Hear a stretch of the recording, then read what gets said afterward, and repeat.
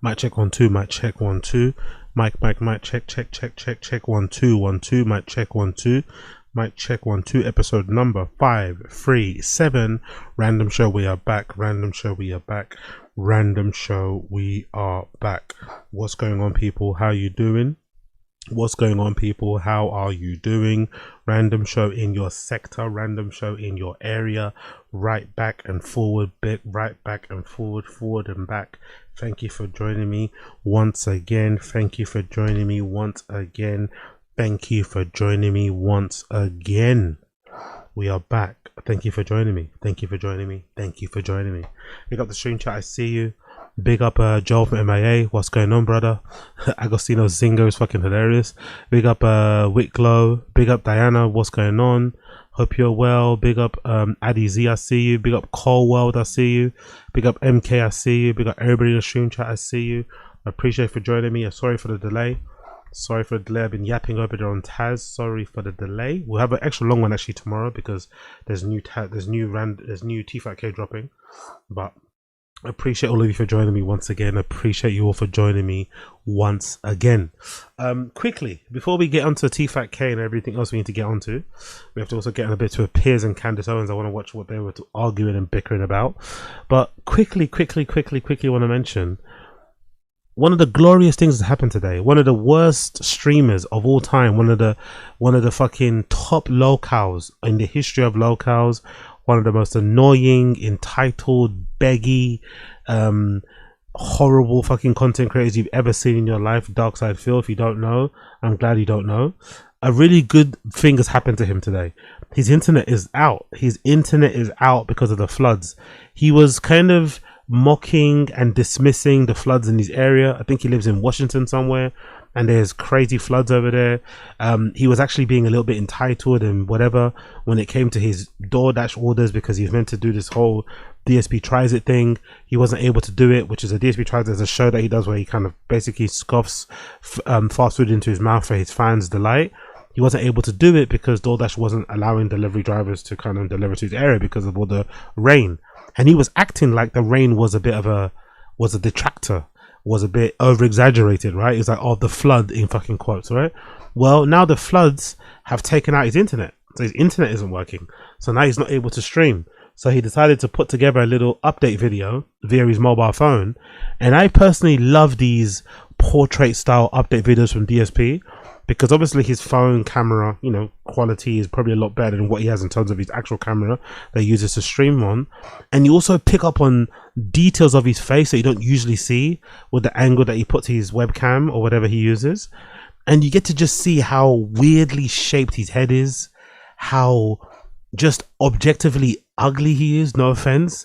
And just all the, the snort sacks and all the weird things on his face. But the weird thing that really kind of stuck out to me about DSP, he does not look like a guy in his mid-40s. He looks like he's 50, maybe even 60 years old. Like, this is a crazy way to look when you spend all your day indoors. He rarely goes out. He's a, self-professed shut-in, essentially. His best friend is his wife. He doesn't have any other friends. He doesn't go out in stores. He doesn't travel much. He just sits in his snort fort and begs the entire time. So you think sitting indoors all fucking day, you would be, I don't know, you wouldn't look as bad. Maybe I'm mistaken. I don't know. He just looks horrible for somebody that's in his like mid-40s. He looks so old. But this is DSP giving us an update on his internet being out and the fact that he can't do anything, which I think is really funny because he's had a lot of things to say about detractors and stuff when it comes to being on the internet too much. Let's hear what he has to say. Hey everyone, Phil here with an update, but sadly it's not a good one. So it's Wednesday, the 17th of December 2025, and I was supposed to have a full stream. Look at even the way he kind of like, I think that's because he doesn't go outside. I think even the way he kind of like does his eyes and stuff when he's talking in the camera, it's like really odd, like non-human ways of communicating because he doesn't really talk to real people. He's got this really strange way where his face is like kind of like, his eyes are like, why are your eyes bulging out like that to emphasize your point? Just speak normally into a camera. Hey, what's up guys? Internet's out. I can't stream today. See you on the other side. I guess he's trying to make it into this like plea. Oh my god, guys, help me. He loves being a victim. That's one of the key traits of being a local, by the way. Always a victim. I think this is a fascinating clip. Day here today on DSP Gaming. My power went out overnight. We had a bad storm. It went out for about 2 hours, and when the power came back on, the internet was out, and my ISP is Comcast. Well, the past 3 hours, been trying to Again, that voice too. Maybe one of the top 10 annoying voices of all time. get updates from Comcast on when the internet will be back, and they're not giving any. You go to the service outage map, and either it says we're working on it, or it actually crashes because so many people don't have internet that they keep trying to refresh it, and the whole site goes down. I tried to sign up for text message. He's shaking. So is his chest shaking or what? What's going on? Why is your hand shaking so much? Is the phone so heavy that he can't hold it in portrait mode without his hand trembling? The phone is shaking so fucking much. Updates, and their service crashes and says does not work. Try again later.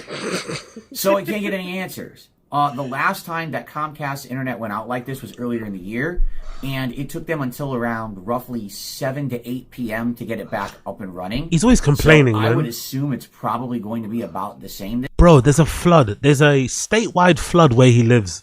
I've seen pictures of like the flood is literally, you know, clearing the roofs of cars, right? There's a flood where he lives statewide. Water is kind of coming up to the fucking roofs of cars, the roofs of houses in some places. And he's like kind of complaining. He's kind of pissed off that his internet's not working. It's like, brother, there's probably people might have died in this flood. And he's worried about OBS. This guy's legendary. This time, now I could be wrong, but at the same time, I can't just sit around and do nothing all day. I really don't have anything to do. In fact, it's funny, all these updates that I thought he was so busy, by the way. Then he tells us he's always so busy. Off stream, he's got a busy life with his family and his fucking stupid cat, right? But actually, he doesn't have, as soon as the internet goes out, he's got nothing to do. What happened to talking to your best friend, cat? I thought you don't need any friends. Go hang out with your wife, innit? Play some board game, watch some DVDs, I don't know. So it seems like the person that loves to call these detractors terminally online, anyone that hates him, anyone that kind of criticizes him, is terminally online troll and a hater. It looks like he's the one that's terminally online. As soon as the internet goes out, he has nothing to do. I can't do anything.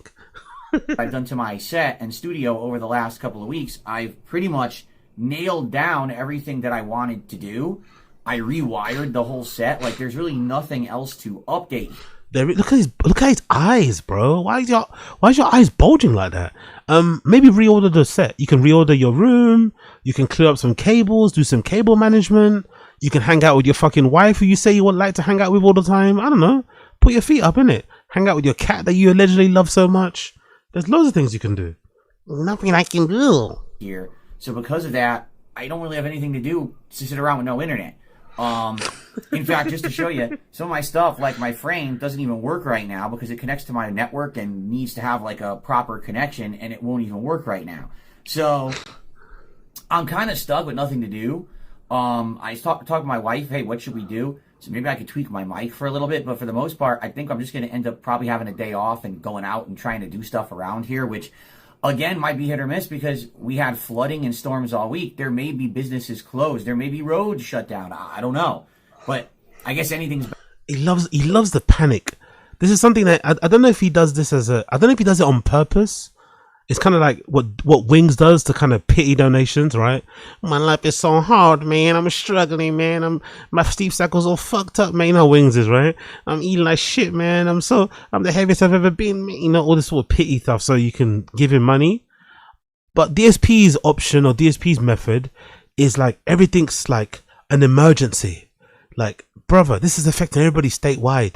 It's a flood. It will soon disperse and it will soon kind of, you know, be better over time. But this is affecting everybody. It's not that scary of a situation really in a way, but he's making it such a, I don't know what's going to happen. I don't know if it's going to, like, it's like there's so much anxiety tied to this. It's like, brother, man, like, calm down, take a deep breath, you know, I don't know, go on your local fucking Facebook account, talk to your fucking neighbors, watch the news. I don't know, figure shit out. It's just it's a strange thing, but I think it's done in a way to kind of make the audience, the viewer, also anxious, you know? So like, oh, quickly, let me send him some money. Let me send him some money so he knows the tips are looked after. If he has the tips, he can be like calm. It's like, brother. Better than just sitting around the house with no internet and nothing to do. So sadly, that means all of today's streams are off. I was going to do a podcast outlining my Yeah, big up Josie. It's from today, Josie. It's from today. It's from today. whole new setup, giving you a studio tour. I was going to talk about the new Fallout TV show, which I saw episode 1, which was great, and I wanted to give my commentary on that. We were going to do more Pokemon. Yeah, big up Coil in the stream chat. Big up Josie in the stream chat. Big up Stinger Goo. Big up WK Glow. Big up WCK Glow. Sorry. Big up Jag RDV sub AZ deep into the shorb shit from PR from Puerto Rico, the home of Bad Bunny. The home of Bad Bunny. Big up Jag RDV. Love to hear it. Into deep like Omar Epps. Love it. Big up user also in the stream chat. Big up everybody here. Joe from yeah, I see you. Big up Younger Vibes. Wagwan G. No outside equals no vitamin D. Facts. We're going to do Power Wash Simulator 2 tonight. Can't do any of that until the internet's back. All right? So I'll try to stay on top of it and let you know if and when the internet comes back. I don't know how I'm even going to know because I couldn't sign up for the text message updates. I guess I could just try to keep checking the service. Yeah, that's what you could do. Look at the anxious. Look at the eyes. Relax, bro. Not that deep. Map all day and see if it updates. But for the most part, I'm kind of on my own and I'll probably be out. You're not on your own. You're with your wife. You're with your fucking stupid cat. You're with your neighbors. You're with your little community and your fucking, in your little gated community. You're not on your own. Fucking relax. He's acting like he's stranded on a fucking desert island somewhere. I'm on my own. For most of the day. Everyone fingers crossed that Comcast gets on the ball here. Fingers crossed your internet never comes back on. Please, fingers crossed your internet never comes back on. Gets the internet back up. I'd like to stream a late stream tonight, but likely it's not going to happen. Likely I'll see you all tomorrow, okay? I'll keep you updated when I can. Of course you will. Everyone, sorry about that, and I'll see you soon, hopefully. Look at his face. What a weirdly shaped head, isn't it? Literally a light bulb head. I can't wait. If this internet outage continues, you just know we're going to get a portrait mode begging video. We're going to get him begging for tips without even streaming. He's going to be like, hey guys, I need some work. I need to make a living for my family. He's going to ask you for sending him donations and stuff. My PayPal link is in the link down below. I can't wait for those videos to drop. I can't wait for him to make a begging video in portrait mode. To do a begging video in portrait mode is going to be so funny. Anyway, this is what he was saying yesterday. This is what DSP was saying yesterday. Okay, so real quick video again here. This is DSP talking about... Big up ALT from that being said. Big up ALT from that being said. Legends in the game. Where he thinks a package that was supposed to be sent to him is. He hasn't got it yet, and he doesn't know why. So he has a theory about why, and then he describes a natural disaster happening around his area in which people have already died, many people have lost their homes, in a very special way. So let's play it first. What a piece of shit. Like this thing is busted, and they're going to try to get their money back. So I almost feel like they're purposefully delaying the delivery to hold off. It's almost like passive-aggressive stuff, like conflict avoidance. We know the conflict passive-aggressive delivery. So just delay delivering this thing as long as possible, right? That's what... Pure narcissist, isn't it? He thinks everything is about him. He thinks the whole entire delivery service, the brand that's sending him a game, they're all detractors. They're all out to get him. Brother, there's a flood. There might be some delays to the game you're gonna get. Whatever's happening in this, it's not a personal thing. They're not trying to get under your skin. They're not trying to piss you off. This is just a delay. Fucking hell, forever a victim. But I feel like anyway. Okay, that's that's all I have to. I can't imagine what else the problem is. It's tough to imagine what else the problem could be. Real quick, he's not done yet. This package was in Washington State since Friday. Mm-hmm. It sat at a place on Friday. They held it there all weekend, didn't try to deliver it. Then they were supposed to try to deliver it Monday, and then supposedly the flooding stopped it. So, okay, well, I will attach some pictures of the flooding with this tweet so you can see exactly how insane and main character syndrome DSP actually is to call a true natural disaster, which is making thousands of people leave their homes, a flooding. Bye. Look at the pictures. Big up ALT. Look at the pictures. Look at the fucking pictures of all the flooding that's happening in Washington. Look at the flooding. Or wherever he's in, right? Renton. Look at it. This is clearing, like, look, these are 2-story houses. Flooding everywhere. You can't even see the roads. Look. People in fucking little boats and shit with their dogs, cars stranded in the middle of nowhere. floods on the everywhere, literal floods everywhere. And he's like, I don't understand why all the delays. I don't why the game's not here. Jesus Christ, man, what a piece of shit. Big up Duncan as well in the comments here. I was expecting a package on Monday and didn't arrive. Still hasn't. Not until Thursday now. However, I have the ability to understand that winter storms rip through the northeast of the United States, and that is delaying the shipping process, on top of the fact that it's Christmas season when there is more volume. I don't understand how DSP can be so fucking dense. Exactly. DSP's house equals a red dot. As a resident of the King County, Washington, WA, you'd think Phil would know how devastating the flood is. So these are all the places where the floods are happening. Southern Kensington County floods. And basically DSP lives right in the middle, allegedly, right here, in the middle of all the floods that are happening. The floods are happening all around him. He lives near Benton Hill. Floods are happening all the way here, right? Southern County King floods in East Hill, Kent. Floods happening here in East Renton, in a place called Tukwila. All over, floods are happening, and he's like, I don't understand why the package isn't here yet.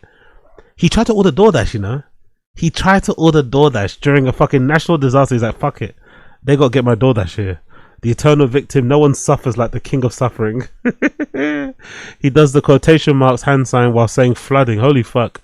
Anyway, not just to be pissed off at this guy. I hope you go broke, Phil. We all hope that. Was this in Renton? Entitled bastard. There's no flooding. It's all done by detractors that have infiltrated the mass media, emergency services, the delivery company, and more. The goal is to prevent him from doing the unboxing that will generate thousands of new viewers for him. Exactly. It has rained over 14 inches in Seattle since last Friday. Things are still getting worse in some areas. A 30-minute commute from Renton to Auburn is now 3.5 hours. That's how many roads are flooded now. Phil never leaves his home, probably doesn't even look outside. That's actually a good point. Because he's a shut-in, because he doesn't leave his home, maybe he has no perception of the outside world, you know? He has no perception of the outside world. Absolutely crazy guy, man. I care a lot more about the Cocker Spaniel than I do about Phil. This flooding, quote unquote, is just a cover because the shipping company damaged his product and are delaying his ability to file the dispute. Exactly. He's such a fucking idiot. Honestly, so fucking good, man. Oh, so fucking good. Pure insane cope. DSP talks about this. Actually, there's a longer version of that rant. Actually, this is a 3-minute version of that rant where he kind of goes on a weird conspiratorial rant about the delivery service conspiring to not give him or not to ship the game because they've fucked it up or so. I don't know. It's just a nonsense rant, really. Well, I don't really have an update. By the way, I love how the background music is so loud. He has no ability to understand that the background music, I think he's using like AI background music or whatever, AI slop music shit, but it's too loud, the levels, isn't it? But obviously he doesn't care about that sort of stuff, so he's just shouting over the fucking music. But the music is so fucking loud in the background. But I have an update, okay, on this again, yet we're still talking about this. This collector's edition. You mean you? Of a game that's en route to my home was supposed to be delivered the middle of last week, then got delayed, then apparently got lost. Then it was supposed to be delivered yesterday, and then in my area, we had flooding, and then their excuse was, oh, delivery delayed because of weather. So at this point, to be frank with all of you, I don't know if I'm ever getting it. Like, it seems like I am. They claim it's out for delivery again right now, but it said it was out for delivery yesterday at this time too, and they didn't deliver it. So I feel like they just have absolutely no priority whatsoever with this package for some bizarre reason. I don't know why. I'm lost. I'm very confused as to what exactly is the problem getting this thing delivered. Maybe the floods, bro. Maybe the floods that have absolutely devastated your entire state. Maybe the floods. Maybe the statewide floods, especially in your area. Maybe that's why there's a delay. Maybe that might be why. He's so insane. Unless it's damaged. That my guess is this thing actually got damaged. Okay, that's why it was on hold for like 3+ days, and it said mechanical failure or whatever. And it looks like they actually want to still deliver it. because they're contractually obligated to, but they're well aware that when I get it, it's probably broken, and I'm going to end up doing a claim or contacting, you know, the game company and being like, this thing is busted, and they're going to try to get their money back. So I... Big up Coiler in the stream chat. Yes, he's probably not tipped the DoorDash and tell the driver whether it isn't his fault. Exactly. But by the way, he definitely doesn't tip the DoorDasher. I'm sure of it. He's also one of those weirdos where he lives in a gated community, right? His gated community obviously has a gate, there's a code and whatever else, and there's a way to kind of deliver stuff, right? But normal people, normal people, what they would do, if you live in a gated community, maybe it's kind of hard for the drivers to put the code in. I don't know. I'm the kind of, maybe because I'm, you know, I've worked in the service industry, but because I live in an apartment building, like Uber drivers can come to my apartment, buzz the door, the notification comes on my phone, I let them enter, they can come right to my door. But I will, most of the time, meet them downstairs. Usually most apartment buildings in the world usually will only don't even let the delivery drivers go up the stairs anyway. But in the UK, for some reason, they let them go upstairs. I think it's much more of a harder job. It's just annoying, isn't it? So I will usually make their job easier and I'll meet them downstairs. And they're always super grateful for it. Give them a tip and cool. Thank you so much. Appreciate you and keep it moving. DSP makes his delivery drivers enter the code on his gated community, drive in, find these fucking snort fort, come right to his door. Like he gets really annoyed when the delivery drivers ask him to kind of walk, you know, a couple of meters to go fucking get the food for the gate. And he doesn't even need to open the gate. He can literally get the food, pass through the gate, the rails of the gate. He doesn't even need to open it. He doesn't even need to open the gate. They can literally pass him the food through the gate rails that he still makes them come right to his door. Proper idiot. I just love that he actually tried to order DoorDash during a statewide flood. I fucking love it. I love that he was like, you know what? I'm going to get my food delivered to me. Fuck trying to get it myself. Fuck trying to cook what I have left in my kitchen. You're going to deliver me my fucking McDonald's. I love it. I almost feel like they're purposefully delaying the delivery to hold off. It's almost like passive aggressive stuff, like conflict avoidance. We know the conflict is coming, so just delay delivering this thing as long as possible, right? That's what I feel like anyway. Okay, that's all I have to, I can't imagine what else the problem is. This package was in Washington State since Friday. It sat at a place. Shouldn't that tell you everything though? If a package has been somewhere since Friday, shouldn't that tell you that there's probably some extenuating circumstances that are delaying its delivery to your house? You know, if the package has been at your delivery center, has been in your state since Friday, surely it should tell you there are some extenuating circumstances that are preventing your local delivery, whatever service, from getting your item to your door. It's probably not a conspiracy. They're probably not trying to do some sort of passive aggressive thing like... It might be the floods, mate. It might be the fucking floods. And Friday, they held it there all weekend, didn't try to deliver it. Then they were supposed to try to deliver it Monday, and then supposedly the flooding stopped it. So, yeah. Anyway, let's see what happens. If the package shows up today, great. But literally, it's showing exactly the same status now as it did yesterday. Oh, here's the funny part. So they sent me an email to say, oh, it's getting delivered today. Yeah, big up Diana. Big up Diana in stream chat. His mind going in circles down the flooding whirlpool. Funny you say that, circles. I've heard of this new term that actually describes DSP. A lot of people are using it now. It's called looping. A lot of people in content and fucking streaming and shit are saying it when people loop. And I think DSP is the master of looping. Even Wings, most locals anyway, they're always on loop. It's like you hear the same thing. You know, you hear the same thing from Wings. My sleep schedule. I hate fucking Call of Duty. It's ruined my life. I don't know what game. Dark Souls saved my life. I gotta make this. I got taxes. Same with fucking DSP. It's like a loop. I think he said the same thing 17 times in this 3-minute clip. He's constantly on loop. Again, this is the second day in a row they sent me an email and said that. So I click on it, I'm tracking it, and it says, click here for live tracking info. We'll show you where the truck is and the status. And I click on it, and then they send that stupid, oh, we gotta verify it's you. Enter this 6-digit code. Stupid. So I entered the 6-digit code, and then they go, oh, this feature's not available. It's on the tracking page. You sent me a 6-digit code. I did it, and now it's not available. Like, what? This company is fucking ass backwards. Like, they don't know what they're doing. They don't know their ass from their elbow. He's so mad. He's so mad. And he thinks it's personal. He thinks the delivery company are personally trying to stop him from getting his item. They're out to get him. They're They're a detractor, you know? Someone that works at a delivery company knows who he is and hates him and is trying to fuck with him or something. It's like, brother, there's a flood. There's a fucking flood. Please relax. Please fucking relax. Anyway, that's DSP. That's fucking DSP. Let's get on to T-Fat-K. Let's get on to the most important thing we need to talk about. Let's get on to fucking T-Fat-K. So let me actually, let's do this. Let's actually switch my thing because I don't want it. I want it to be on the random show thing. Let's switch my account quickly here. And by Wirecutter, by what bit did we get? I think we got up to the Amy Schumer bit, didn't we? We spoke about the Amy Schumer bit, and let's end of that. Yeah. Jake Paul and Joshua. This is really Friday. happening. I know. When? I texted this Friday. Friday. You're gonna be on stage. This Friday. You fucked up. I'm not going to be on stage. I'm not going to be on stage. Joe doesn't want to do a fight companion for that. Well, I texted the group this morning. Nobody answered. I went, yo, we should do a crazy fight campaign for Jake Paul, Joshua. Rogan ignored Then I him. followed up because I was like, crickets. I can't believe this is actually happening this Friday. Crickets. Of course he's one of those guys. Of course he's a double texter. Of course he's a double texter in the fucking Rogan fucking group chat.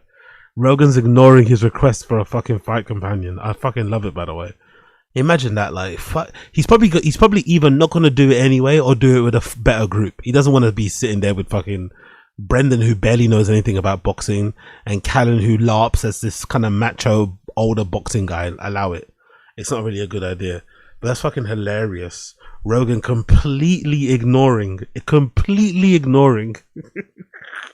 his request to hang out. I think that's fucking hilarious. I love it. I love it.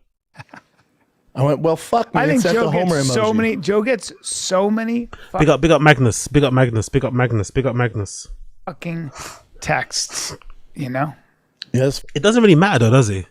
If Joe does get many texts, it doesn't really matter if you're Brendan because you're one of his best friends. You should have, I think if you're one of his closest friends, you should have preferential treatment. You'd hope you would have anyway. You'd hope you'd get a quicker reply because he's your friend, right? He knows you. You know him. But it's just funny that, you know, Brendan gets left unseen. Brendan gets left unread still. I fucking love it. It probably pisses him off, but I don't know. Does it piss him off? I take that back. I don't think he has the capacity to feel like shame and embarrassment, you know? He just goes. So he probably doesn't get pissed off, you know? He probably just sees it as one of those things. Just keeps texting until Rogan replies, you know?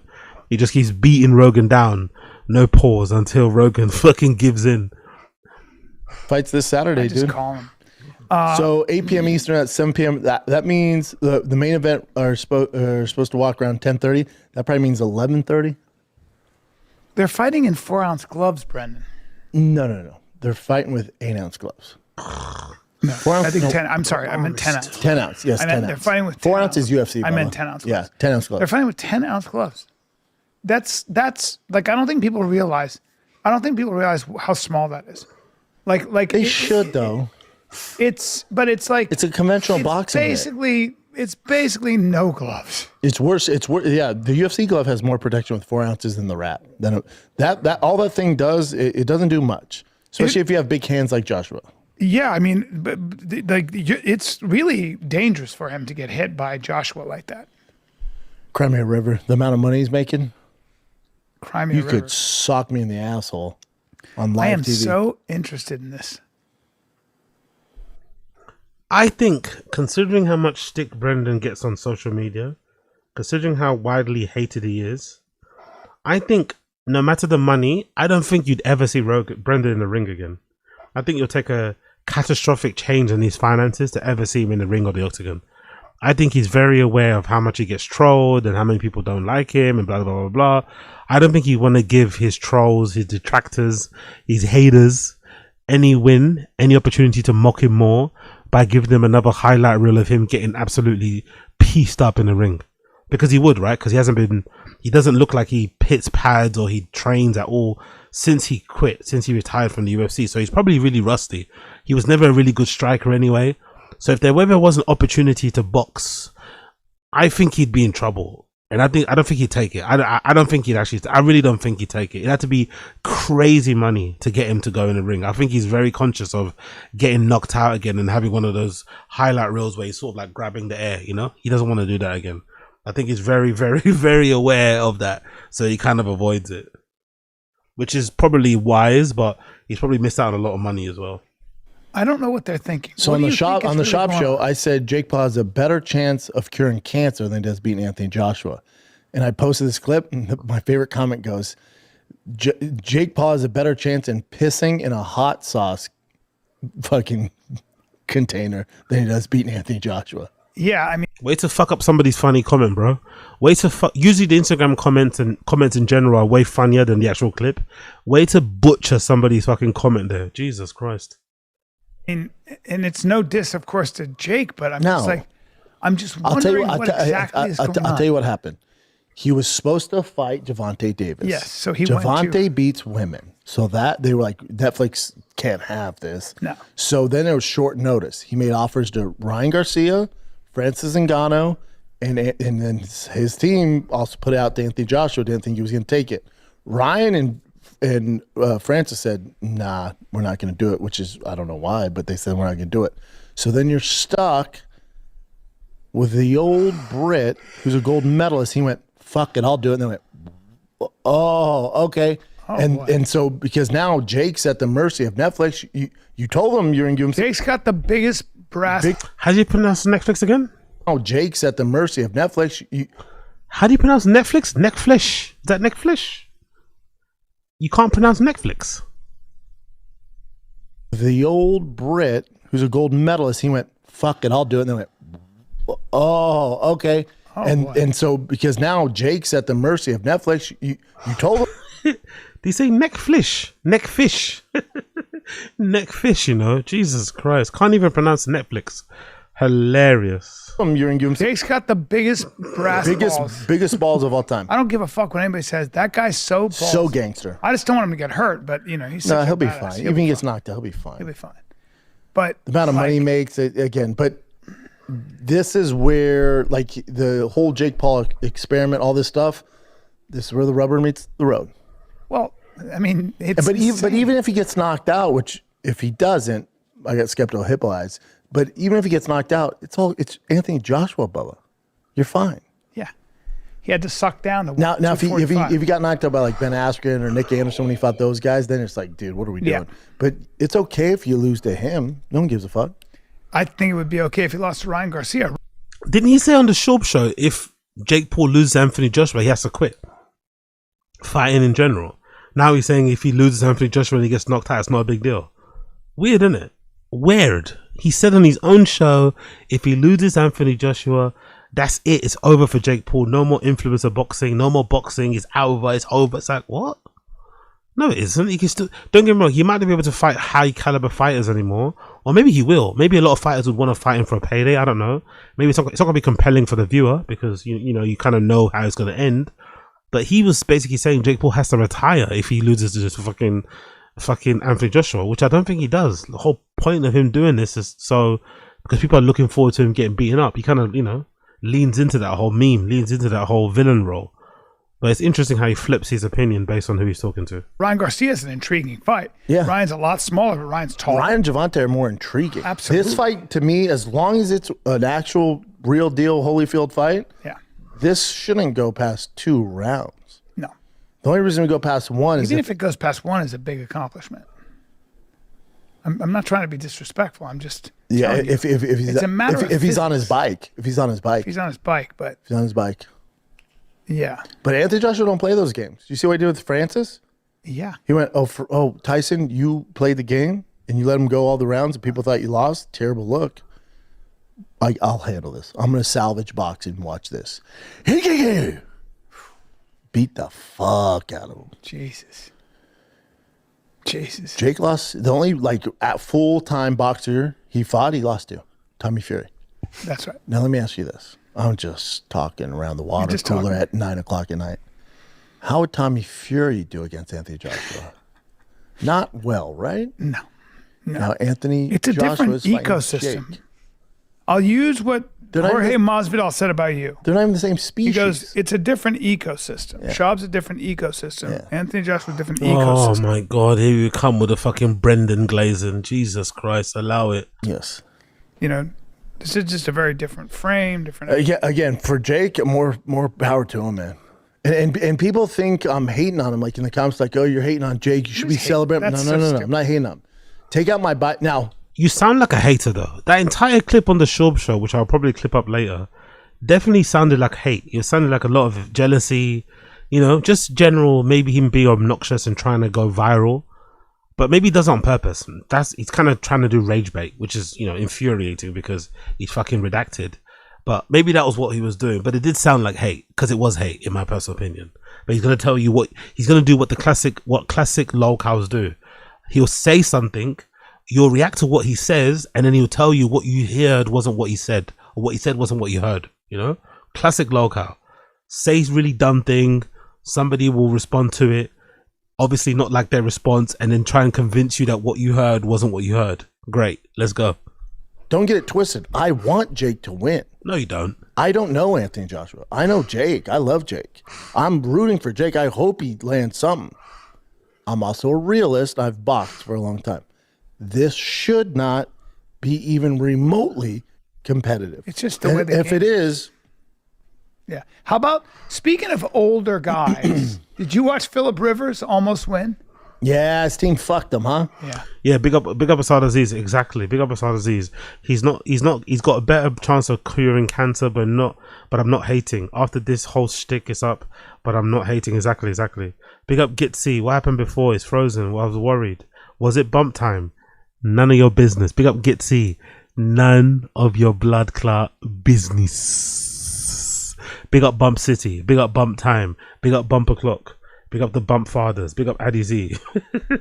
How cool is that, though? See his speech too at the end of the game? Yeah. To his kids? Got a little emotional. Hell yeah, man. That motherfucker's 44. Looked pretty good. Incredible. Looked You know all why right. they called him up? Because he knew that offensive scheme, Oh, apparently. yeah. Offense coordinator. They have a history. Crazy. And there's not a lot of guys. Like, He looked that's great. He That's how looked great. tough the NFL is to be a quarterback. That's how tough it is where they have to call a guy who's been retired for a hot second and go, hey, man, can you jump in? Because there's no rookies. It's the toughest job in sports. I watched Mahomes Outside of when he anything got hurt. baseball. When Mahomes' replacement, that guy, Mishu or whatever it is, stepped in. Mishu, yeah. And the dramatic difference. Oh, And it's like the fall off is wild. Bubba. Why? From It's so starters confusing to me, though. It's such a hard Because also job. he was kind of lofting the ball. Of course, he got an interception. And I understand, but I would imagine that guy who's a second string quarterback in the NFL, if he played in college, whatever, was probably Stud. amazing. Stud. And then he's in the pros, and it's like he's just like, what am I doing Different here? game. Different game. He looked like he was. He looked like High school quarterback. he did.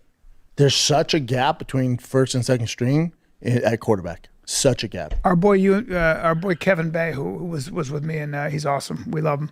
But Kevin's got strong opinions on sports, and he doesn't think that Mahomes is great yet. Oh, interesting. I was like, That's a horrible take. I agree with you. I think he's great in this. I think he's a pussy, and he's changed the game for the worst in a lot of ways. But Why? If the guy says he doesn't think Austin Mahomes is great and he just thinks he's like, what? It's not the same thing. How's that horrible take? The guy said that he doesn't think Mahomes is great. You then say he's a pussy, which I guess it means he's soft and he gets too many fouls given to him, whatever the notion is. Aren't you agreeing with his point? He loves doing that, innit? Just trying to be obtuse, being a contrarian, trying to be confrontational, trying to be disagreeable as a way to kind of show he's kind of got his own mind. You know, I got critical thinking skills. You basically agree with what Brian's friend said, but you just want to say it in your own words. Cool. the flop. He brought the Euro flop over. How they flop in soccer. How many times is he gonna say flop? The flop. He One, brought the Euro flop 2, over. How they flop in 3. soccer. You mean he's in pain? No, he pretends he's in pain to get flags. Oh. Yeah. He started all that. Yeah, he started all that. Flop, Which flop, hurts the sport, flop. But he's still great. There's argument he's the not greatest good. of all He's time. great. He's great. Yeah. He's not better than Tom. Now, he's not as accomplished as Tom Brady, but he's pretty fucking good. The larger question is, Brady had a Big up Josie. Is that true? 3 Super Bowl wins at 30. Is that true? Fucking hell. Big up Mr. Studio Girl. Means he drives an electric car. Exactly. Big up Mrs. Studio Girl. Big up Mrs. Studio Girl. An amazing line, and he was not a scrambler, not a runner. Brady's great at stepping back in the pocket, and he's incredibly accurate. Gets the job. Brady done. was the Huge winner. smartest player of all time. Very smart. The smartest by far. Yeah, well, Peyton Manning as well, but yes. Tom Brady, for sure. But if you had a choice, if you had a quarterback, if you had to choose a quarterback, Tom Brady. it's Tom Brady. I want to win. No matter what. Huh? Tom's never had a season like this ever. No. He hasn't, has he? You ever see him talk to the guys when they're losing? Yes. He gets in their ass. Edelman said that. Edelman was like, when He he gets dropped in the their ball, ass. what the fuck is going on? He gets in their Gets ass. so angry. But Patrick Mahomes, Patrick Mahomes' lines is the best in the NFL, Bubba. They're the most expensive line in the NFL. They're loaded. Loaded. So That's if not why he you- tore his ACL. No. No. If you had to guess, who's going to be in the Super Bowl, let me guess who. I love how fucking Brian does this, like deferring to Brendan like he's this oracle of sports and NFL. Brother, you probably have more informed opinion than him. He barely watches sports. He probably watches it all on highlights. He's probably got it on. He's probably the kind of guy that usually just browses Twitter and has it on the screen, looks up from time to time, doesn't really watch full games, watches just the highlights. Parrots other fucking people's opinions on shit. Like, come on, man. Come on. What do you think about? You would say. I'd say Broncos, Rams, Yes. right? Yep. And Rams probably win it, unfortunately. How about the Bills? I don't know. Maybe. I like the Bills too, though. But I'm going for my Broncos. The Broncos are good. Packers too, though. Well, we beat the Packers. And the Packers just lost their best player, Micah Parsons. I know. He's out for the season. I know. You talk about a disrupt. I've been watching so much football. That fucking dude is complete. I love this macho thing, honestly. I fucking love this LA podcast thing, man. This fucking Rogan Smith thing where you got to talk about jujitsu and sports and you got to be all fucking masculine. It's fucking hilarious. It really is fucking hilarious. These guys make me laugh, I swear. I never look at them, make me laugh. Completely an outlier. You never saw him in college? I never saw him in State? college. Oof. I can't imagine what he did to dudes in college. I can't, because what he does to quarterbacks, his speed. He's good. He's such a disruptor. He's a freak. College, he must have been. Unstoppable. He's like Lawrence Taylor. Yeah. Unstoppable. Unstoppable. Unstoppable. Some people are just made You say unstoppable or unstoppable? College, he must have been. Unstoppable. He's like Lawrence Taylor. Yeah. Unstoppable. Unstoppable or unstoppable? What did Brendan say? Is he saying unstoppable or unstoppable? Unstoppable. He must have been. Unstoppable. Speed. He's good. He's such a disruptor. He's a freak. College, he must have been. Unstoppable. He's like Lawrence Taylor. Yeah. Unstoppable. Unstoppable. Unstoppable. Some people are just made Freaks, to man. fucking tackle quarterbacks. Freaks. Yeah. Any fights besides Jake Paul? Oh, yeah, dude. I'm usually in bed by 9 o'clock. Yeah. Anything else coming up? Any other fights? UFC's off to January 20. Rah, they're recording it late at night, innit? Because of probably Brian. Brian probably got there so late they had to record it in nighttime. This is, really late in the evening. Fucking hell. Brian's kind of running the show on the sly, innit? He kind of arrives when he wants, they record when he's there. No Patreon episodes, fuck that shit. He runs the show there on the sly. 26, I think. Because the Paramount deal. So you can cancel. This is good news, y'all. You can cancel your ESPN. Can't you say cancel? Just slow down. When you've got like a lisp and you've got CTE and you've got a speech impediment and you're generally a little bit, low IQ, just slow your speech. Take your time. Like, what the fuck is going on right now, man? He can't say cancel. He said cancer nearly, didn't he? So you can cancel. This is good news, y'all. You can cancel your ESPN subscription now. There's no reason to have it. Because January 24th, you have Gaethje Pimlet fighting. And the following weekend, you have Volkanovski Lopez. Nobody gives a fuck about, except for Volkanovski. They're fighting again, right? Yeah, it makes no sense. No, why? And then Strickland Fluffy's fantastic matchup. They booked Moreno already? Yeah, for a quick turnaround. Weird. Did he win his last fight? No, he lost fast. That's right. Yeah. Damn. Yeah, he did. He got tapped out, right? Mm-hmm. Yeah. Yeah, UFC's off. But the good news is you can cancel Holloway's it. fighting? Who's Holloway fighting? Charles Oliveira, second time. Wow. They fought so long ago, it's basically the first time. Interesting. Are you all caught up on Netflix? On not. Stranger Things? I don't watch Stranger Things. I don't care, but I'm going to watch wow. the Diddy documentary tonight. I've been thinking about it since you talked about it. He's such a normie, isn't he? He's such an NPC. He's such a basic bitch, isn't it? He's like, like I don't know. Most of us will probably get around to watching Stranger Things whenever. I've kind of, I've lost. I don't really pay attention to that show anymore. Lost interest. But he really is locked in it. He's really on the edge of his seat for that part 2. What's that? Come on, man. Fucking hell. Like, it really isn't that good, mate. Relax. That one's good. Worth it?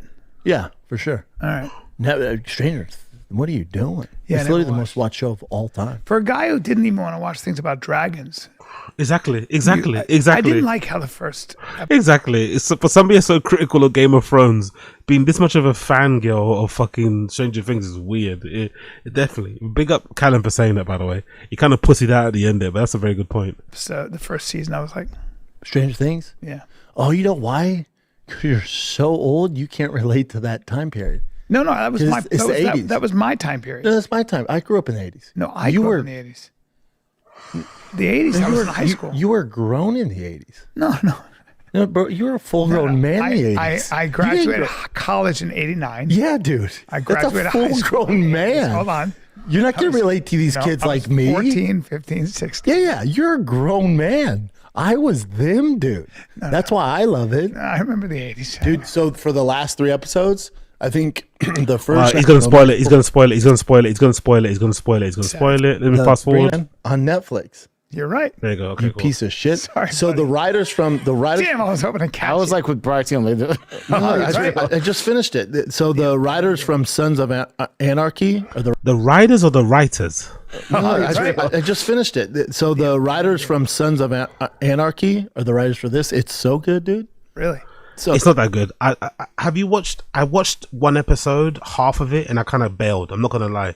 This thing called Abandons. It might get better later because I like the lady. What's her name? The lady from. I like both of them, right? Sansa from fucking Game of Thrones. That actress and the woman from fucking X-Files and I don't know. I forgot her name, but is it Gillian something? Right? I forgot her name. The 2 ladies in it are really good. The 2 lead actresses are fucking amazing. But I watched half of it. Half of episode 1 and I kind of bailed. I'm not gonna lie, it didn't hit me. It didn't hit me. Maybe it's gonna get better later on, but it didn't seem that interesting. I'm not gonna lie. It's about what? Western? Oh, yeah, I love my Western. I'm a hunter now, so all I do is watch Western shit. I'm a hunter now. Hunter. I can just see you getting really into that. Yeah, I love it. It's good. though. By the way, you can see he doesn't watch stuff because Brian asked him, hey, what's the show about? People don't really watch shows, they just consume content for the sake of consuming it. He couldn't even give him a brief synopsis of what the show is about. They had to get the fucking AI overview to kind of read what the description of the show. Big up Jack Donny Jr. Pluribus isn't great. Pluribus is shit as well. Pluribus is super overrated, man. The first 2 episodes were brilliant. That pilot episode was 10 out of 10. Episode 1 was 10 out of 10. Episode 2 was 9 out of 10. After that, it's fallen off a cliff. Pluribus is so overrated, mostly because the guy writing it is from fucking Breaking Bad, but Pluribus is like I have all the characters in it are annoying. There's no one you want to root for. Like you actually like the aliens or whatever they are. You want them to fucking take over everything. It's just it's an annoying show. Pluribus is fucking annoying, slow, meandering. Some of the cinematography is beautiful, but I don't give a fuck. I'll probably still watch it anyway to see how it ends season 1, but it's been very, very underwhelming after a very great start. Sutter, Sons of Anarchy. It's so good. Oh, yeah, Kurt Sutter. That's good. I just started watching Interview with the Vampire, the newest one. That I think it was on Hulu now, but now it's on Netflix. Big up Asad Aziz. That's actually a really good way to describe that show. Looks like lesbian cowboy slop is fucking crazy. Oh, Task was great. I like Task, by the way. Task was brilliant. Big up Magnus. I really enjoyed Task. Oh, really? Abandons. Big up John Valdez. It gets better. I'm episode 3 and I love it. Okay. Big up John Valdez. Okay, cool. It gets better. Cool. I'll check it out. What was really good to recently that I like to watch? Oh, I really like. Some of you might not like this. I really like Mayor of Kingstown. I really like Mayor of Kingstown. Not gonna lie, I enjoy that show. I also like fucking what's it called? Terminal List, right? Season 1 was great. Terminal List, Lone Survivor, whatever one. The season 2 was fucking brilliant. I like Lioness. That show called Lioness about the fucking female SEALs or Navy, whatever they are. That's a pretty decent show. What's that one called? About the guy that's a sniper. The Jackal. There's a show called The Jackal that was pretty decent. What was also good. You know what? You know what's also kind of okay to watch in the background. It's not that offensive. This is gonna make me look really dumb. You know what's actually quite decent? Tracker. Tracker's all right. You know, I'm not gonna lie. It's a bit of a repetitive premise, right?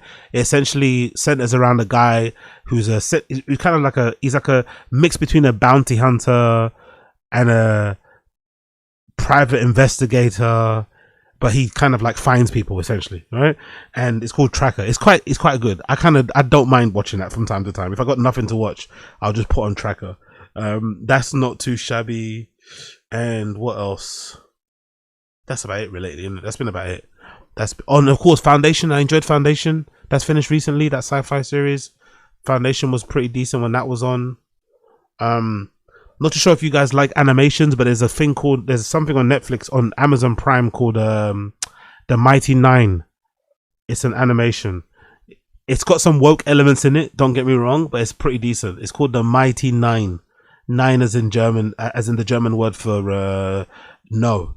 The Mighty Nine. It's not too bad. Maybe you will check that one out. But yeah, those are some of my recommendations. Listen, I can handle 2 men kissing. This is... I think they made it during COVID when it was like the super woke time. Yeah. But I'm so into vampires, I'm powering through it. Buddy, they butt fuck. Oh, do they? Buddy, you got a black vampire, white vampire, butt fucking. Really? And then I look at my wife. Ask you this. My wife... Oh, the white one's because the white one's the leader. He's the head vamp. He's the one that turns everybody. Yeah. But it was so gay. I look at my wife. I go, and she goes, "I can't believe you're just gonna power through this." Because usually I'm like, "Nope," and I turn it off. And I go, you know, I get because vampires are like thousands of years old. So in my head, I'm thinking, yeah, they fucked so many chicks throughout the years. Yeah, they just go for butts. Well, there's a gay friend of mine. Every show is like this, isn't it? Every show descends to a conversation about dicks or like gay sex or something. It's like, it's how many years? Like 10 plus years of this?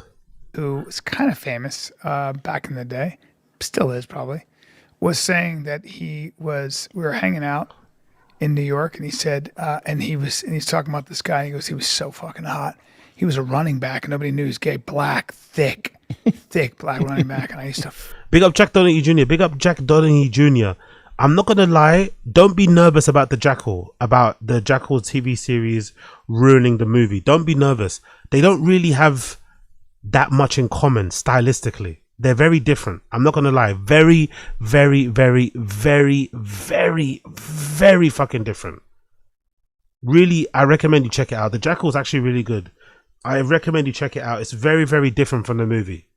Stylistically, the theme, everything's about it. It's very, very different. Very, very different. I think they did a really good job in not trying to make the series like the movie. So don't worry, it's not going to ruin it. I don't think so personally, but I could be wrong. Fuck his brains out. And I was like, and he goes, I'm not homophobic at all. It just makes you feel a little I used sick. to push his knees right up to his nipples. And I was like this. And just go balls deep. I was like, no. I'm like, kind of like, my head's going down. Cool. I don't know what to go with this. Cool, man. It's so interesting. Tear that ass up, dog. Yeah, so the guy I found out another celebrity, famous as shit. And I always had heard it. Same story I told you? Nope. Mine's so legit. I wish I could tell everybody. But this is another one who is, and I've known it, but famous and gay. And now I know it's true because I was always like, because I had heard it from very reliable. Yo, big up, The Stranger. only TV shows I watch Art Fotk and JRE. Mighty 999. Big up Asada, you're so dumb. Mighty 999 is fucking crazy. Imagine you're only. Do you think there's people out there that all they consume is JRE? Do you think those people exist? Do you think there's actually people out there that all they consume, or the only thing that they watch in terms of content is like, or in terms of human beings talking on a screen, is like comedy podcasts? They don't listen to anything else or watch anything else. No movies, no TV shows, no dramas, no fucking, I don't know, crappy Saturday TV, nothing, just comedy podcast. All they do is to watch people sitting on a table talking into a microphone. That must fuck up your brain, isn't it? That's probably a version of brain rot. If all you watch is people like myself speaking into a fucking show mic every day, you don't listen to anything else. No music, no documentaries, no movies. Absolute psychos. They're the guys that have those are the guys that have the Joe Rogan tattoos, though, innit? They're the ones that Joe Rogan puts on his Instagram. Oh my god, I can't remember Rogan. I think he stopped doing that, by the way. Thank God he stopped doing that. Remember, he used to always do that, Rogan, on his Instagram. Oh my god, a fan who's got my face on his calf. Another fan has got my fucking face under his bicep. You know what I mean? It's like, come on. Enough. Source is credible. Big time actor? Big time. And I'm like, edit this out, Chin-Hu. Dude, let's take a break, buddy. Because resources back in. Yep. Yeah. g.co/audio. Limited time offer. Yep, you can come back in. You can come back in. Yep, Yeah. we're back in. Yeah, which makes sense for so many reasons. Mm-hmm. And with my own personal experience. Because he banged me. No. Chin, bring this up. I think in Romania, because my wife sent me this, but who knows if it's AI. Let's see if this is real if you Google it, even though I don't trust Google. In Romania, they're doing a Dracula theme park. How do you say that? Dracula. How do you say Dracula? I don't trust Google. In Romania, they're doing a Dracula theme park. Actually, he said it right there for once. I think he said it right, and it sounded right. Or it just sounded weird. Even though I don't trust Google. In Romania, they're doing a Dracula theme park. My wife sent to me, she's like, because I hate traveling. She's like, would this get you to travel? I go, this would get me to travel. I would fucking... Big up Successful Egg. Be cool, lazy. AZ, TMOS, unique, my top 3 recap. Imagine, honestly, if your YouTube fucking Wrapped has me, 10 minutes of fucking Shorb and unique as your top 3, you need to jump out of a window. If that's your Wrapped, if that's all the content you consume on YouTube, you are a wrong'un. There's something wrong with you. Go to that. You are so weird that you would go just to go to the theme park. And I would do the theme park. You'd go to Bucharest. This is going to piss you off so bad. I would go. Hold on, listen to me, dude. Listen, like with all that history. Where's that at? All that Where's that at? Rome? That's in Hungary. It's in Hungary because that's where Vampiro's at. Dracula. Yeah. Is that in Bucharest? Romania. It says Romania, right? It's in Romania. It's not Hungary. Romania. Yeah. So here, this is gonna piss you off. So I would go to Dracula Land, ride all the rides, eat my funnel cake with blood, and then get back on the fucking plane, not see anything. Being proud to be that ignorant and lacking that level of curiosity is interesting, isn't it? But I think a lot of people are like that, right? Being that, because he doesn't really have any like travel wanderlust about him. He's the type of person that says, yeah, we got everything we need in America. Why would I travel anywhere else? We got the best pizza here, pasta, steak, Asian food from other countries.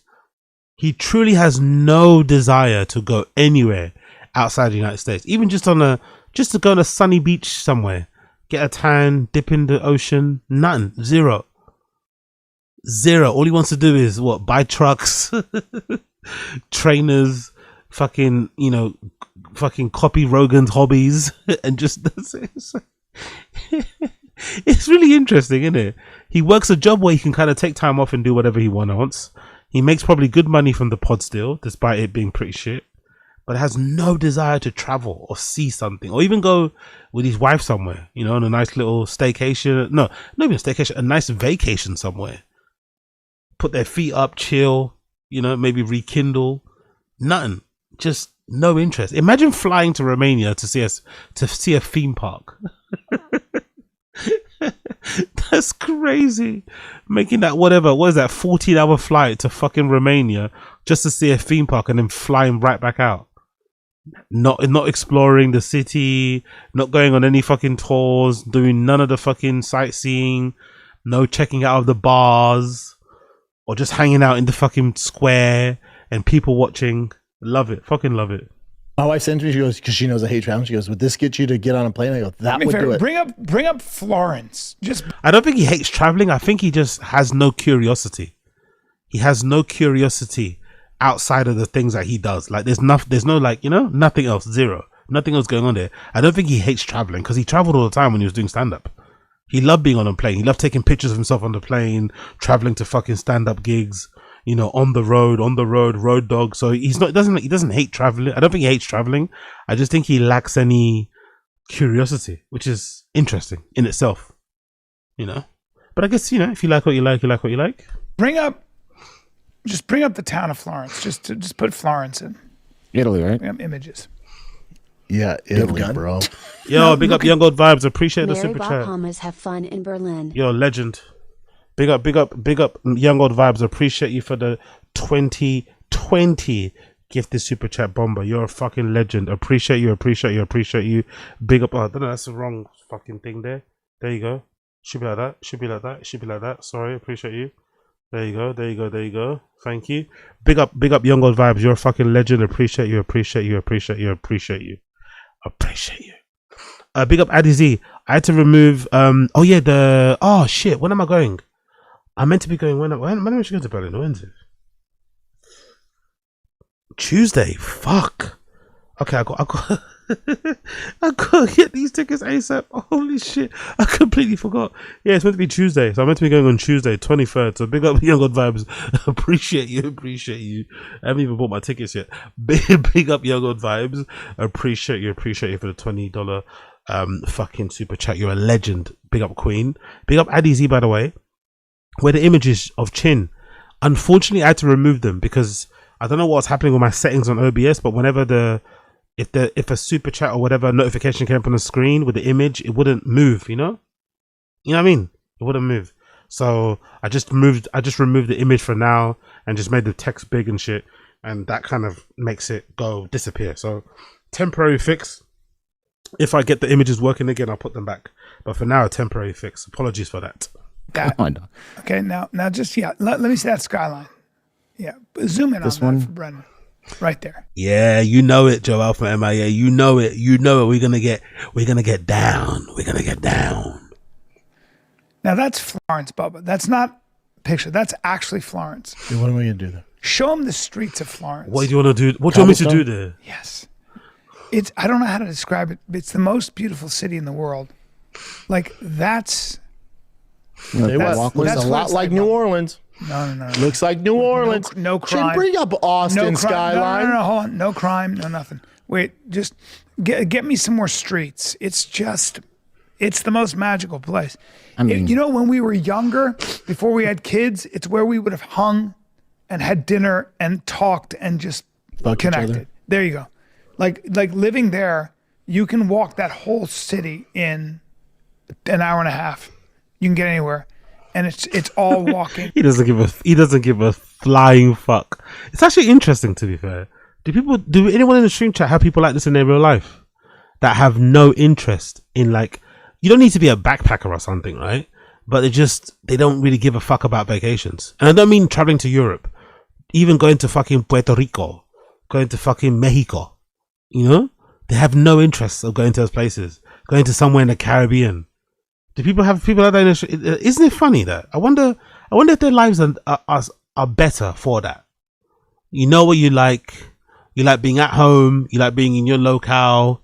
Maybe traveling to whatever state that you kind of love to kind of let your hair down. Everyone's got one, but you don't want to get on a plane anywhere abroad. Everything is domestic. That is so interesting. Like zero interest. Or maybe what the truth is America that awesome though? Is that the truth? Is America that awesome that you really don't need to travel abroad? Because I would think if I was American, the culture shock of coming to Europe would be quite interesting. Like how different Europe is to America would like be the law, would be the pull, because it's so different with Powerful bunch. Big up Asada Aziz. Why go to Florence when I have a garage filled with carbon monoxide and a Korean man with organ failure I keep stored inside?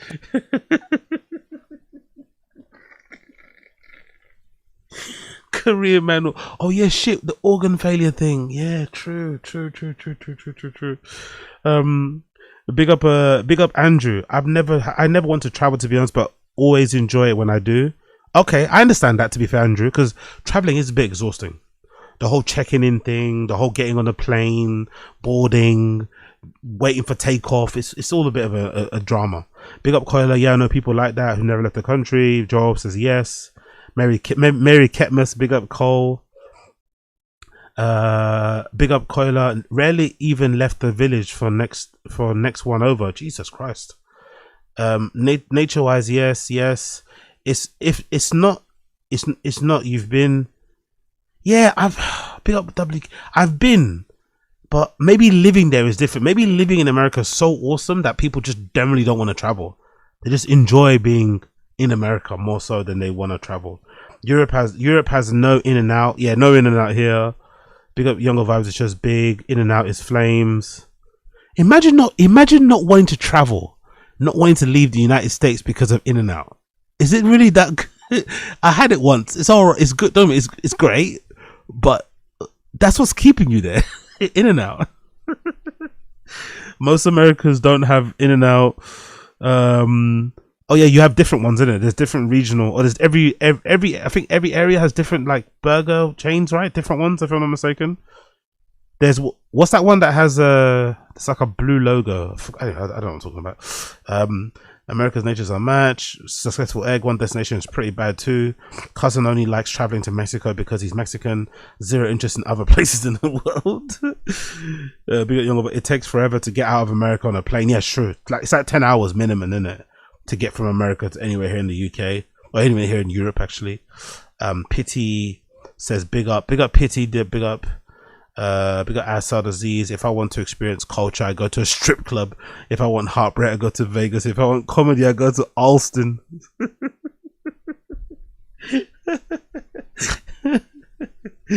Alston. Big up Joe from MIA. I travel around the world and I enjoy it, but nothing beats a good old USA of A. Yeah, fair. And it's like that. It's just incredible. It's incredible. Just old school shit. You can walk in bare feet because the stone is so beautiful, and it's just the most incredible place. But it's so incredible that it gets too Of course, Brian Callen walked around the streets of Florence with his feet out. Weirdo. crowded. But look at that shit. Oh, it's super crowded? Oh, yeah. Not going. No. No. If you go in the winter, it'll be fine, but Is it cold? like the food and everything. But Is that when everyone goes in the winter? When it's No, they go is in it summer. cold in They the go winter? Summer. Yeah, but cool like this. It's not that bad. But it's so beautiful. Look at I'll that. tell you shit. what, I was in the favelas of Brazil. Yeah. Just hanging. Favelas. What? But it's so beautiful. Look at I'll that. tell you shit. what, I was in the favelas. Favelas? What's a favela? A favela or favela? Favela.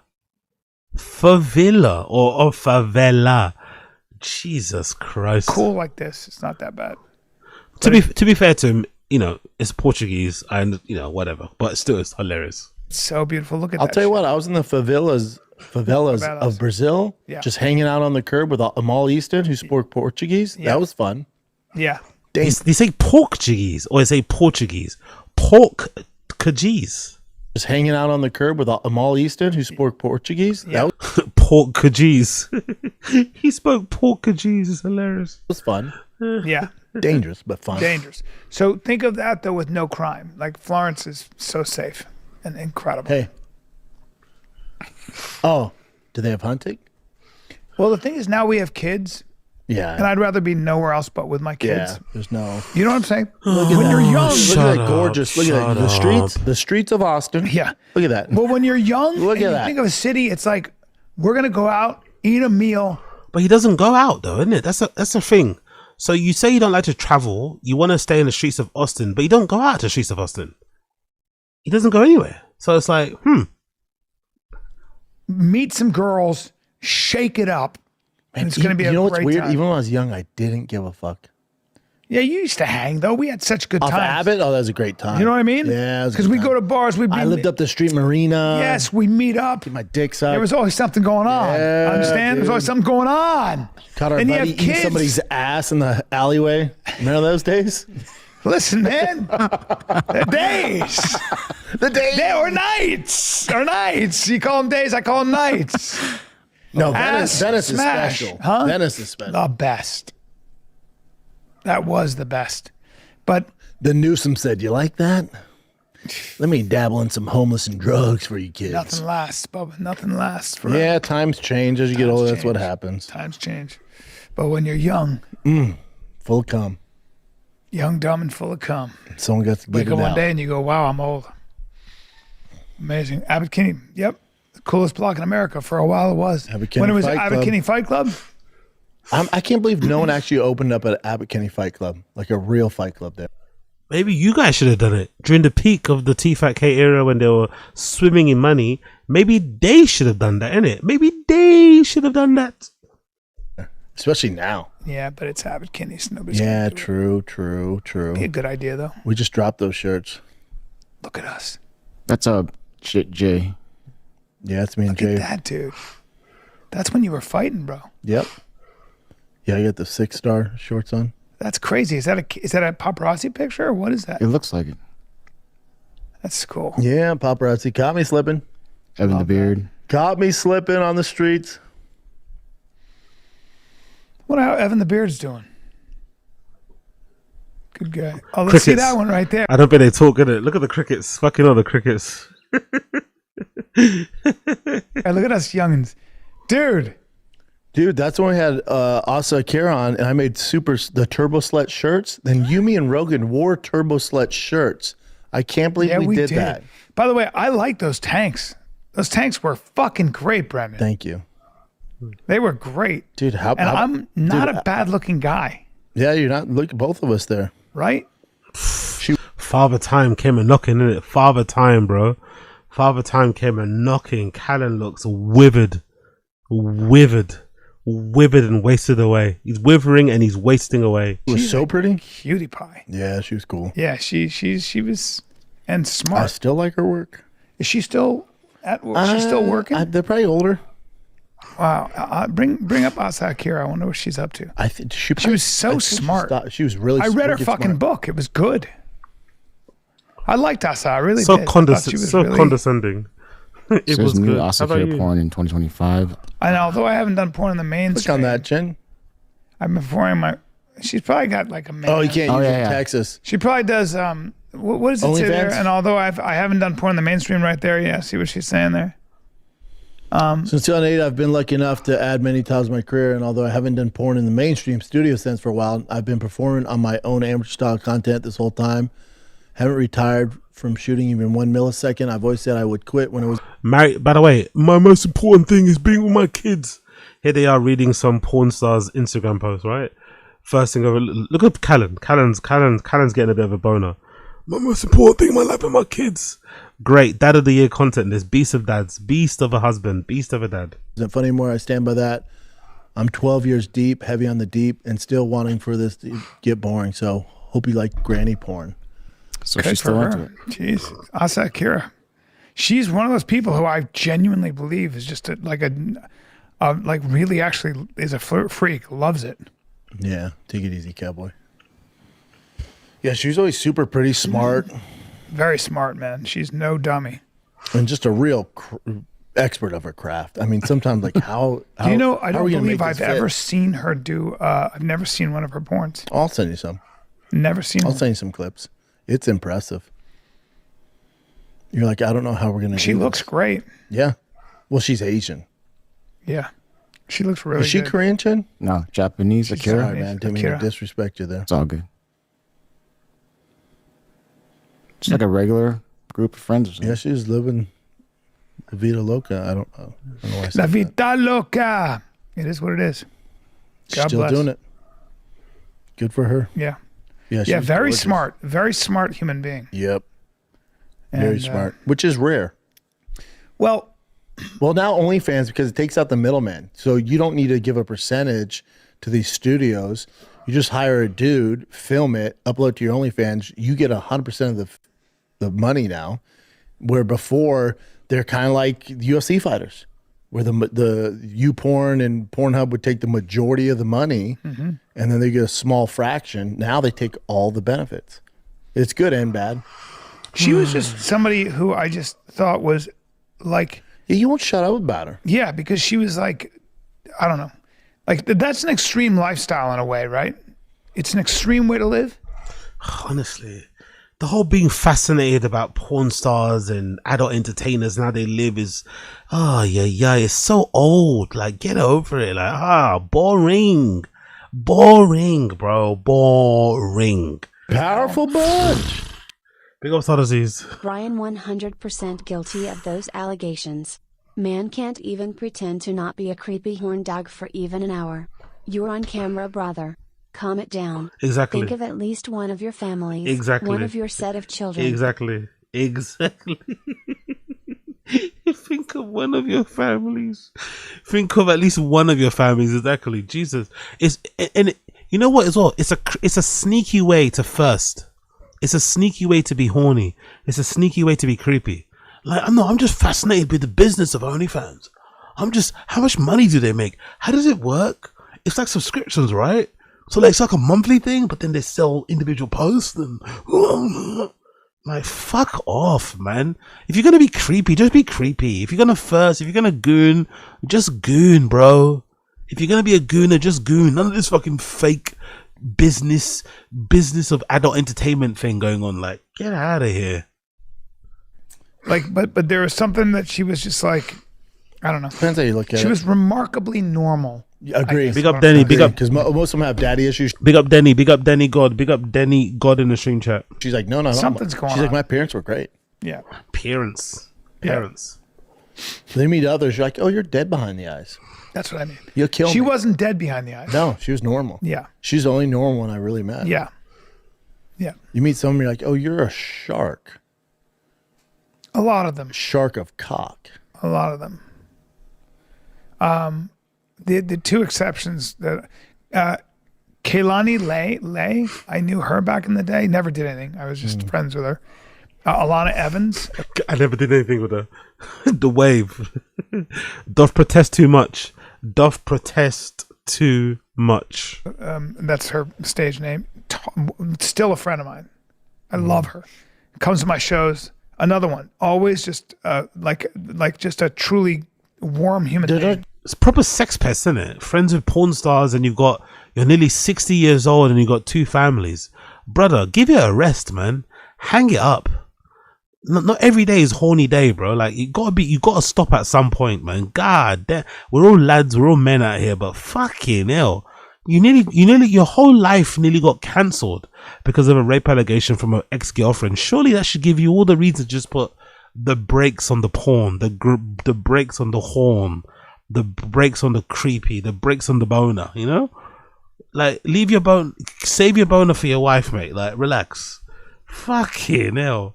I'm still friends with her now. You're in your mid-60s. Or, I don't know, what is he? Approaching your 60s or something? Jesus Christ, Brian Callen. Don't you think there's a misconception the same way like fighters, they're always super aggressive and they fight in public, which isn't far from the truth. They don't fight in public. Porn stars, they're always dumb and have daddy issues and drug issues. I think there are always exceptions, and I think some porn stars, I really believe some porn stars are genuine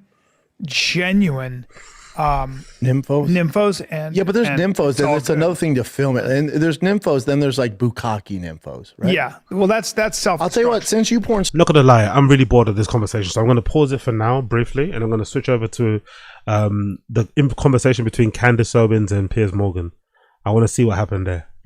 And then we're going to switch over to a Comedia Apologia as well. I want to switch over to Comedia Apologia. Let's refresh this quickly. Let's assume for a moment you're right. Oh, okay, let's change the fucking account. And then I also want to play the Tony Hinchcliffe video from Apologia Comedia. So let me get that queued up as well. Apologia Comedia. Big up that channel. Love that channel. New video about Tony Hinchcliffe, right? Cool. Okay, let's go. Piers Morgan v Candace Owens. For a moment, you're right. And that all these Egyptian planes were flying around tracking Charlie Kirk and Turning Point and Erica Kirk. Why? What is your theory? I don't know. I love Candace, man. She's such a liar. I love Candace, man. She's such a liar. I love people that lie and just stand on it. Just gonna take that lie to the grave. I'm lying and I'm gonna stand on it. Oh, I don't know. Well, what's your theory then? You must have an idea. My theory is that we should investigate everything strange that happened on that day so we can figure out what happened. The difference between me and you is that I have the courage to take the risks and ask the questions first, okay, before it's popular. You wait until it becomes popular and then you change your mind. Stop. And she made no request of you whatsoever, Erica Kirk, in 4.5 hours. Well, no matter what your opinion is about Candace Owens, and very few people don't seem to... Fast forward, start. I can't just say yes, and what a year it's been, not least for you. It's fair to say your fame can... I don't personally think she's hot. I know a lot of you guys do. I think she's the kind of black woman that white guys like, to be fair. I don't think a lot of black guys think that she's that hot. Me personally, I don't personally think that. But she is shining. Candace, the AdSense money, the super chat money, she looks expensive. The makeup, I've never seen her with this great makeup. Look at the hair, look at the outfit. She's living well. She's eating well from you. YouTube is serving this lady well. She looks like she is glowing. Big up Candace Owens. She looks phenomenal. Again, not for me personally, but just objectively speaking, she looks like she's living very, very well. You know, the opposite of like me without a shave and haircut. She looks like she's living very well. Continues to rise, infamy some would put it, but you're always a welcome guest on Uncensored. Let's get to this extraordinary meeting you had with Erica Kirk. Big up Coyle, I love that. I don't discriminate. I love that. They can all get it, and the good twice. Jesus Christ, the boners in this chat for Candace are crazy. Big up the Candace Gooners. Big up the Candace Gooners. It came right after we saw her say in that CBS town hall, "You should just stop with the conspiracy theories." So who approached who about you guys actually getting together? I was approached by Turning Point after Blake Neff, who works on Charlie's show, sort of fumbled this invite. I'd almost say it was a fake invite. What's that sound? Was that me or was that him? Show sort of fumbled this invite. I'd almost say it was a fake invite publicly. And then in the middle of the night said, "Oh, Candace is not able to be here tomorrow." And they never messaged me. And I think there was quite a bit of public backlash with how they went about it. It just was just not the way that we try to set meetings. And so what happened after was they reached out to me, said Erica would agree to do a live stream, just the two of us. And then after Erica's PR blitz, they reached out again and said that they felt that it was better for us to meet one-on-one. As opposed to us sitting down having Megyn Kelly moderate, which was the idea originally. Right, and so where did you have your summit meeting? At a hotel here in Nashville. And a lot of your supporters, fans of your show, think that you may have been lured into a trap. Did anything while you were there make you think you... Yeah, a lot of our fans are disappointed, isn't it? A lot of our fans think she sold out. They're really fucking pissed off and sad, actually. They're really pissed because they feel like there's been a change in her voice. There's been a change in her tone. They're really upset. Her fans are not happy. Were being lured into a trap? I don't know that a lot of my fans think that I was being lured into a trap. I think ahead of time they had some concerns, obviously, because I think in general, after you see a public assassination and you start tracking so many lies that are happening, there's going to be an understandable amount of angst that people feel. And I certainly felt the angst as well. I've obviously been very clear that I am suspicious of some of the characters that are at Turning Point USA. So I totally understand why the public was concerned. When you saw Erica, she was obviously angry about you in that CBS town hall. What was her demeanor like when you met her? Powerful I don't think that she bunch. thought she was angry in that. I'm with Candace on this one. I need to see Charlie Kirk's autopsy to confirm he wasn't on fentanyl when it all happened. We need to get to the bottom of this. You know what I miss, by the way? Big up with Sodaziz. You know what I miss, Slyly? You know what I miss? You know what I miss, Slyly? You know what I miss? I miss every time somebody died on Twitter, especially when someone would say COVID question mark. I miss that era. I miss that troll. I miss the COVID troll. I miss the COVID vaccine troll, you know? I fucking miss that era. Like that was so funny. Big up Sodaziz. That I think maybe that was the characterization from the public. I certainly thought she was angry as well, and she sort of clarified that she was a bit annoyed by the questioning, the way in which Barry had set up the question. Big up John Valdez. I don't think she's lying. She might be 100% right, but I don't think something strange happened. Yeah, but you know, I think she's exaggerating and lying about some things. The thing that I think that was really funny was I think something that RM Brown pointed out. Big up RM Brown. I fucking love his channel. Big up RM Brown. What she did, what was wrong, is that she started questioning the money. That's when I think I don't think Turning Points USA or fucking Erica Kirk really give a shit about her conspiracy theories regarding her fucking dead husband. I don't think she really cares. I think it's the moment she started to tell her fans to stop supporting Turning Point, don't give them money, they're wasting this, they're doing this, kind of calling into question their funding and maybe putting out, you know, rumors about however, you know, nefarious it may be. And I think that's why they got her in line. That's why they told her to kind of come and meet Erica Kirk. And because I don't think Aaron Brown made a point of like, grifters don't ever challenge each other when it comes to the money. You might challenge the ideas or whatever, but you don't go after the money, because if you expose another grifter, you're going to expose yourself. You know, you're going to open up yourself for, you know, inquiry and investigation. So she kind of overstepped when she started to call out the funding of Turning Points USA. That's why they got her in line. And that's why she's changed her tone. Because she's enjoying those super chats. She's enjoying this life, so I don't blame her. With the podcaster Candace Owens, which I think was definitely being driven more by Barry Weiss's feelings towards me, long-running feelings towards me, than it was perhaps for the benefit of CBS and trying to pretend to be an impartial journalist. So I think she was frustrated by the line of questioning, is what she explained to me. So how would you categorize the 4.5 hours? If you were looking at it in totality, what was the tone of the conversation? What do you think you both got out of it?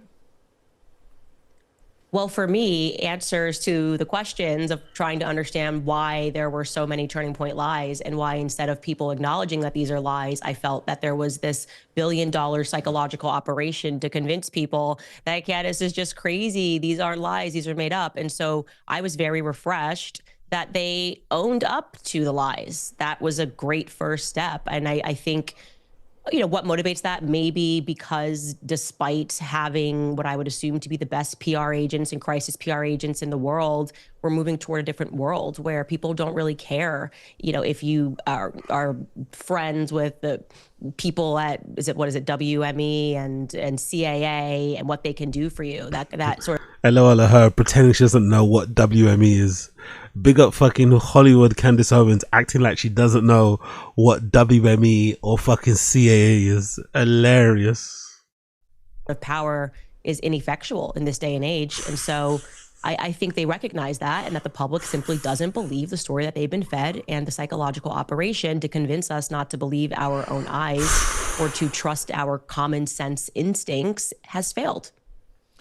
Okay, and I think on their end, they got more clarity on how I figured out certain things, more clarity on why I am convinced that there are people that are inside of Turning Point that are dirty.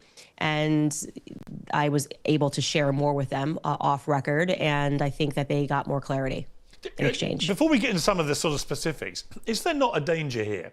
I've already seen it in some of the reaction from people that follow your show. is there not a danger that in seeking to be the one that exposes the truth, and I don't know the truth about what happened to Charlie Kirk. I work on the assumption that this lone, twisted, weirdo Tyler Robinson killed him for whatever reason, and I suspect personally that is how this will play out. However, I have an open mind in the sense that we still don't really know what happened with President Kennedy's assassination. I found the attempted assassination of Donald Trump very odd in the way that that's been handled by the authorities and so on. I'm not naive as a journalist of 40 years. Wrap it up, Piers. Wrap it up. Every single thing you've been saying is obviously baloney because I don't know. And we'll get to some of the more specific details. But is there not a danger, Candace, that by having a 4.5-hour private meeting rather than doing it in public, that all you're really going to do, collectively actually, you and Erica Kirk, is fuel the conspiracy theories about what you may or may not have discussed in that meeting, what part of the stuff that you've been broadcasting on your show she agrees with and doesn't agree with, and so on. Is there not a danger this is the least transparent way of going about trying to get solutions here? Well, I'm a very transparent person, so my preference was to do it publicly, but I took the offer, obviously, to have any conversation, because if I hadn't done that, then I think everything I've been doing would have appeared disingenuous. Like, oh, Candace is pretending that she wants answers to her questions, but when she got this offer, she suddenly said she didn't want to go because it wasn't public. They would have felt like I was moving the goalpost. So I was willing to take anything. And from their viewpoint, they felt like after the CBS News and the Fox News hits that Erica did, it was... My understanding was that they felt that it was a good idea to bring the temperature down first by having us sit down and communicate. And that doesn't mean that... Candace, you're the one that brought the temperature up. She's the one that she's the one that lit the house entirely on fire. They necessarily say, oh, well, that's it. Now we're not going to have any other public discussion. I'm hopeful they will. I think they should. I totally agree with you. More transparency, the better. Who else was in the meeting? Erica was there. Who else was there? Justin Strife, who is the COO of Turning Point USA, and my husband was only there for a portion of it, and my cousin. So there were no lawyers, for example? No lawyers. But they did phone their lawyer because I asked the question. I was like, look, I'm open to being wrong, obviously. If there is something, which I think the media was kind of hinting at, that they had more, but they couldn't share it with the public, I said, I'm happy to keep my mouth shut. And I want to feel good walking out of here that there is something there. There is some sort of a smoking gun. And I will tell viewers just to be patient. And so they did call one of the lawyers working on this case, and it was not convincing at all. He said, in effect, all we have is what the public has seen. And we won't know more because we're investigating and looking for more. And so that just made me go, why is everybody being so over the top and ridiculous and using words like the evidence is overwhelming? It was Tyler Robinson, when they don't have anything that's overwhelming to show that they don't have a video of him taking the shot, which I think was something that I assumed, like, okay, there's all these cameras, maybe they actually have that video and they're waiting for a moment to release that to the public. They don't have that. Or at least I can say Erica's side has not. So who else do they think? Doesn't it seem quite self-explanatory what happened based on the pictures and the clips that we've got? Who else? How else do they think it happened? We saw the video of the kid jumping off of the roof directly where he shot Charlie Kirk. We saw him running away. We saw the limp that may have been from the fall, that may have been from the rifle down his trouser leg. Like, how else do they think it happened? Do they think he got shot by a drone or something? Was there another sniper behind that kid on another fucking rooftop? How do they think it happened then? I'm confused. Who did it? Like, who else did it? Like, who else is a suspect? Like, doesn't it seem obvious that kid was the one that did it? Obviously, who put him up to it is another question. But in terms of like, who fired that gun, isn't it clear that kid is the one that fired the gun? Or is there other things going on? Because the way he was, the roof where he was at was the one that was in the trajectory of the bullet, from what I understand. He looked like he jumped off of it. He ran away. He was kind of, with his hat down and shit. I don't know. Like, who else could it have been? Big up John Valdez, what are you saying here? Oh, big up Apex Putter as well. She had 325,000 people watching yesterday's stream. Jesus Christ. If I got those numbers, I think I'd come. Big up John Valdez. Obviously, she likes the super chat money. Anyone would, but I don't think that's what's motivating this. Her husband is already loaded. She's glowing because the name Candace is in everyone's lips. Yeah, to be fair, I agree with you in that regard. I think she loves the attention as well. Also, let's be fair too, Big John Valdez. I think she's getting this attention's better. I don't really think she liked being. Remember before when she was hated, like really hated, in the same way people used to really hate Nick Fuentes. Now it's kind of changing. I don't think she enjoyed that kind of infamy, you know. I think she likes to be like notorious and whatever, you know, maybe a little bit controversial. But I don't think she liked the attention when she was really hated, especially by the black community. I think she prefers this, where she's kind of looked upon as like a true speaker and a sort of de facto investigative journalist, right? I think she enjoys this type of attention is way more pleasurable to her. Because, and again, she just looks really good. Like, she looks really good. Like, you can tell there's a sparkle in her eye. She's really enjoying this, you know. We got Chris Mack. There's weird stuff with the gun and ballistics. Okay, cool. That's probably why. But yeah, I don't know. Who's the alternative shooter? By the way, I'm gonna quickly jump over to Colin Rugg. I'm not gonna watch the whole thing here. I don't wanna bog you with all this.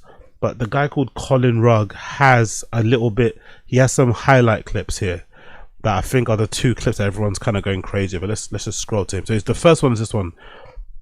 This clip here, let's see, and then we can talk about that one and then see the other one. I want to get 97,000 front. Why would he say that? So why was he so involved as somebody who's fighting a 97,000 front war? Candace, I want to get to the reality of what you're actually saying. So when you say that somebody at Turning Point USA, Charlie's company, was complicit in his murder, who was? I believe that there were multiple people at Turning Point who are, as I have said many times, my exact words are, they are engaged in a cover-up of what happened to Charlie on that day. No, but who was involved in his murder? I didn't say that they murdered Charlie. Is that what she's been saying? She's been saying somebody within Turning Points USA was the one that put the hit on Charlie Kirk. Wasn't it always like an Israel thing? What happened to Israel? I'm so confused. What didn't people say that he got killed because he allegedly turned down some money from Israel and Benjamin Netanyahu wanted to fund more Turning Points USA stuff and he wanted to meet Charlie Kirk and tell him to chill on the anti-Israel rhetoric and shit. What the fuck? Now there's people, sleeper agents, double agents, snitches, whatever, conspirators within Turning Points that got Charlie Kirk killed. Really? So essentially the wife is covering up her husband's death as well. This is spooky. You said that people at Turning Point were complicit in his murder. No, my exact sentence that I said was that there were people at Turning Point who are engaged in a cover-up. No, you didn't. I believe that thoroughly. Candace, you didn't say that. You said literally. I did say that on my entire show. You said there were people at Turning Point complicit in his murder. Okay. That's what you said. When you and I were discussing, that's why I said, let's go back. I was applying the logic of a conspiracy to JFK. I said, okay, if JFK, you have people that are complicit. Of course, if you apply that logic, if there is a conspiracy, there's going to be multiple people that... I bet John Brothers, she's saying that Turning Points USA didn't do it. They are covering up for... Okay, she's saying Turning Points are complicit in the cover-up of Charlie Kirk's death. So they're not, you know? Okay, cool. They're not telling the truth about what happened. Okay, cool. Okay, cool. Oh, okay. I wonder why none of these.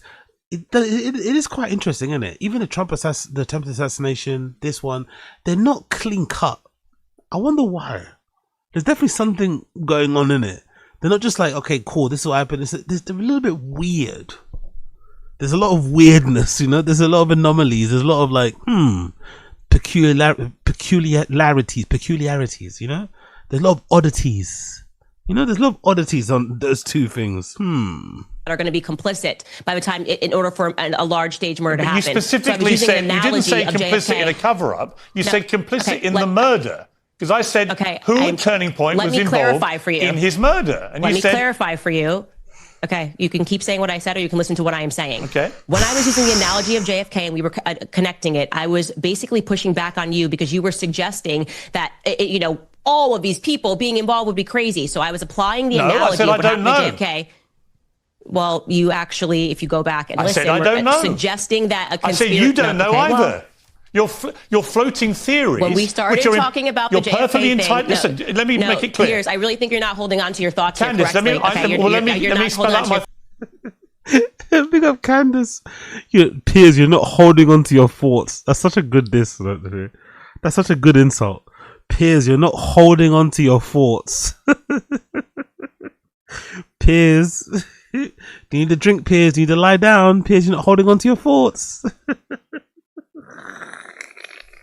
Thoughts. Very clearly when we started talking about JFK, the implication that you were making was that it was crazy to suggest that multiple people could have been involved at different levels. Candace. I was then connecting the dots and saying that in order for the JFK assassination to happen, there had to have been tons of people that were complicit, I understand. right? I heard what you said. Maybe you're the person who takes the cameras down. Maybe you're the person that told him to drive Candace. that day. Maybe you're LBJ. So they're not all complicit in the murder, but they're all at different varying stages involved in the cover-up, right? So that's what a grand conspiracy actually is. And I do believe, so you don't have to go back and we don't have to go through it. I'm telling you what I think about Turning Point. I am very known for being honest about what I believe. I'm not exactly a person that you got to pull teeth on. Sure. I believe that there are people at Turning Point who are engaged in covering up what happened on that day. But were any of them engaged in the planning of the murder of Charlie Kirk? I wouldn't know how it was planned. Absolutely, I can't make that. I cannot confidently make that statement. I can say confidently that I know they're engaged in the cover-up because I've been investigating what happened on that day and what transpired thereafter. I've been clear. I've named those people on my show. I've said they are engaged in a cover-up, and I've listed the lies. So you don't have to try to make something out of what I didn't say. I tell you what I think. It's already controversial. We don't need to get more controversial, okay? Do I think someone at Turning Point pulled the trigger? No. Obviously, I don't think someone at Turning Point pulled the trigger. We don't even know who did pull the trigger. So how can I say that they're... Did anybody at Turning Point, in your opinion, know that Charlie... So she thinks the guy who got arrested, the guy that was on the scene, the guy that was on all the pictures, the kid from that family that was allegedly right wing, but he was dating somebody that was trans and was kind of, annoyed by Charlie Kirk's rhetoric about minorities and, trans people and LGBTQ plus people. She thinks that guy didn't shoot him. So who did shoot Charlie Kirk then?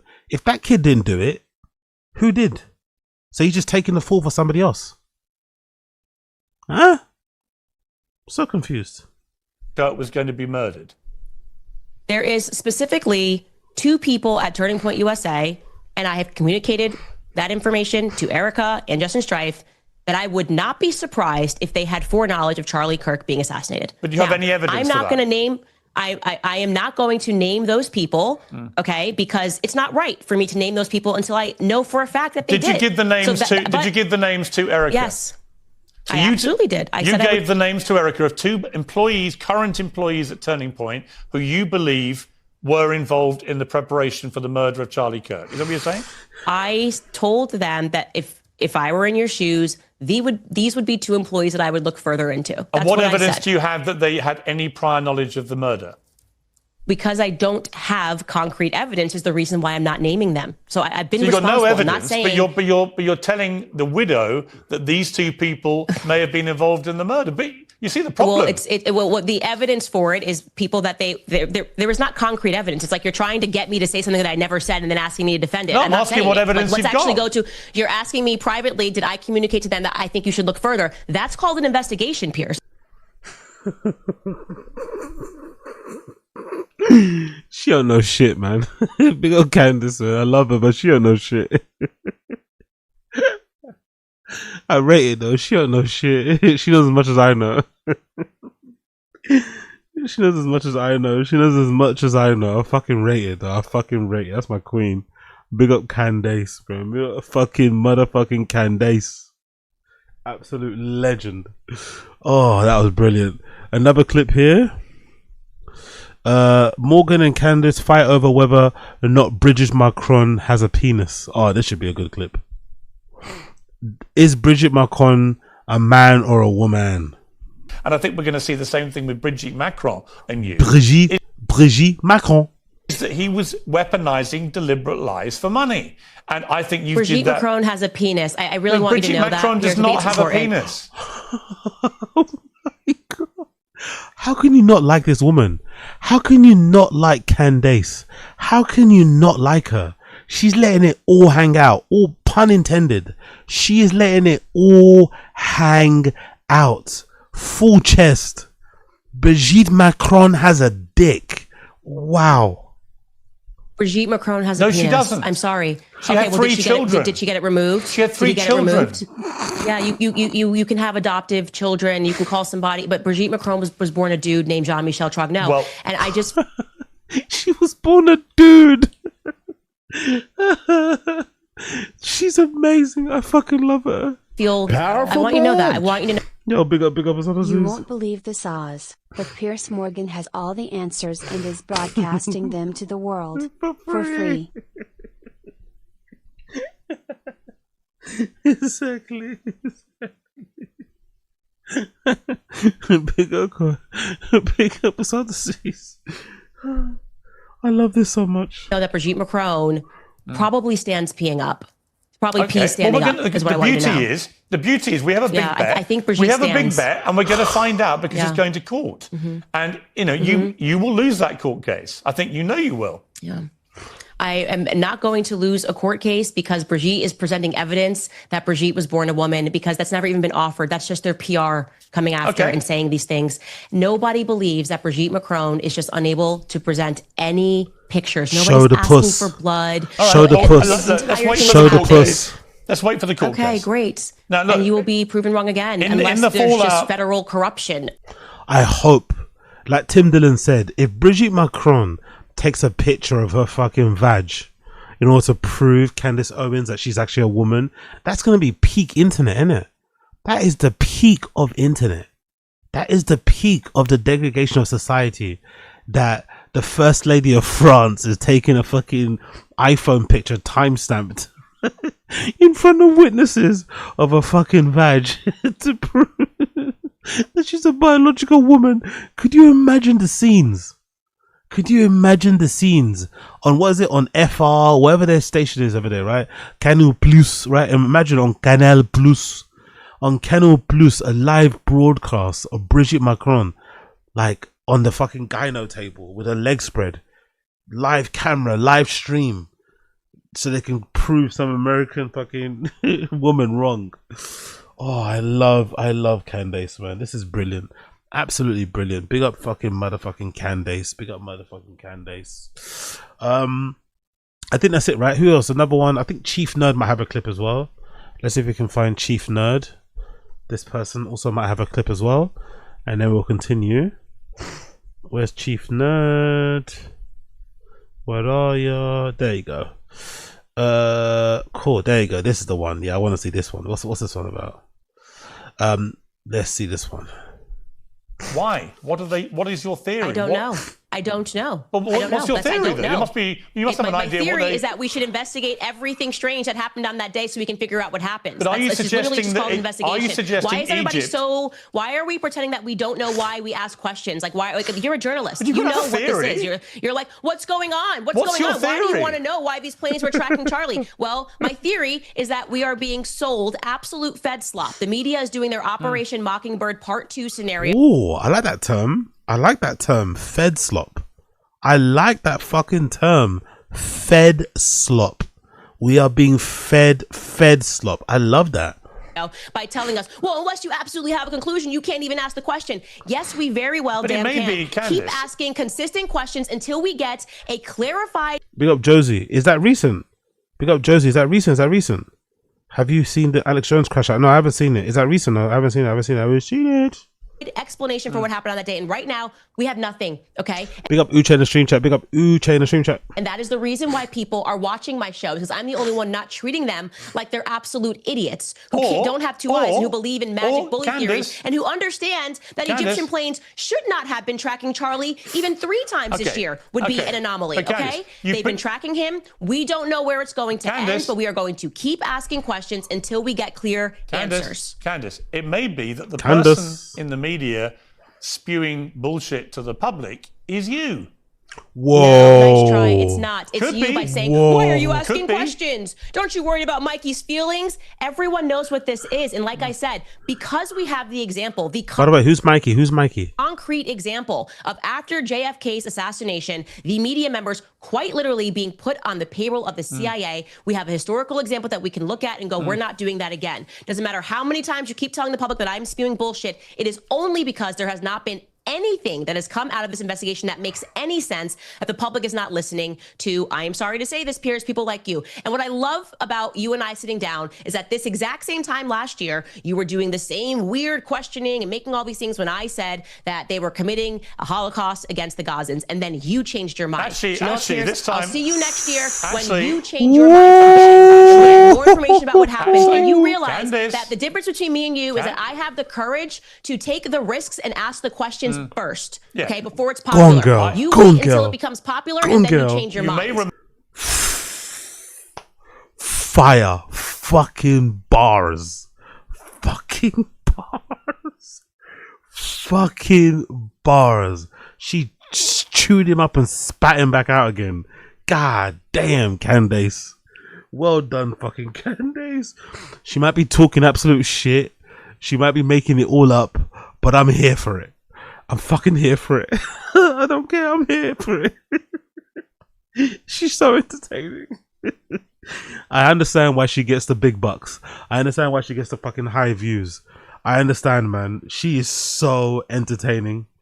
I fucking love her. She's so entertaining.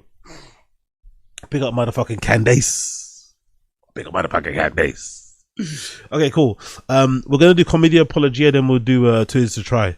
Big up Josie for the recommendation. You're a legend.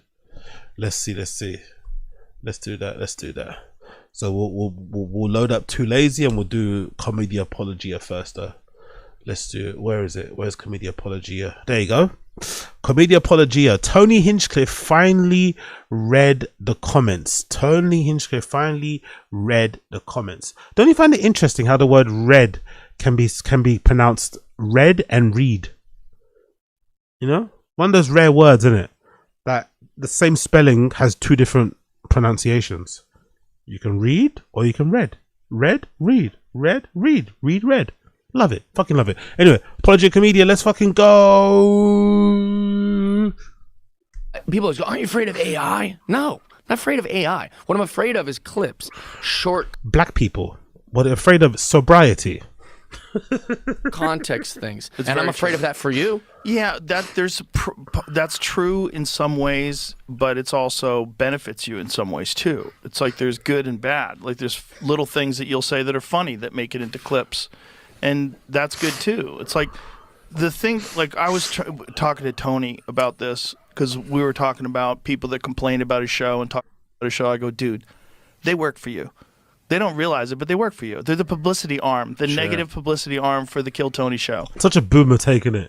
It's like your parents. You tell your mum and dad you're being bullied at school. Don't worry, love. They're just jealous of you because you're so beautiful and so smart and handsome. Like, what the fuck? Mum, they're beating me up. Mum, they're taking my lunch money. Mum, they're hanging me by the bathroom door, Mum. Every day by my boxers. No, they're just jealous of you because they want to be as strong and handsome as. Like, what? You don't worry about it and don't care. Yeah. You can't, Write a book on that. Teach me how to not care. You just got to get to a point where you don't have to care anymore. Like, it's not going to affect you. So it looks like Tony Hinchcliffe has finally went down the rabbit hole of online hate. He did what Rogan warns all of his friends not to do. He read the comments. Don't read the comments. I wonder if this advice was because he knew they were all shit at comedy and everyone's going to be trashing them, or because he knows they're all fragile. I don't know. Big up Joe from MIA. AZ, we need to see you in America for the World Cup. Yes, brother. Yes, brother. Yes, brother. Next year. Why fucking not? Man out there and, actually, you know what? I wouldn't even bother even see them in the stadiums. I'll just go to the fucking bars, watch them on the screens.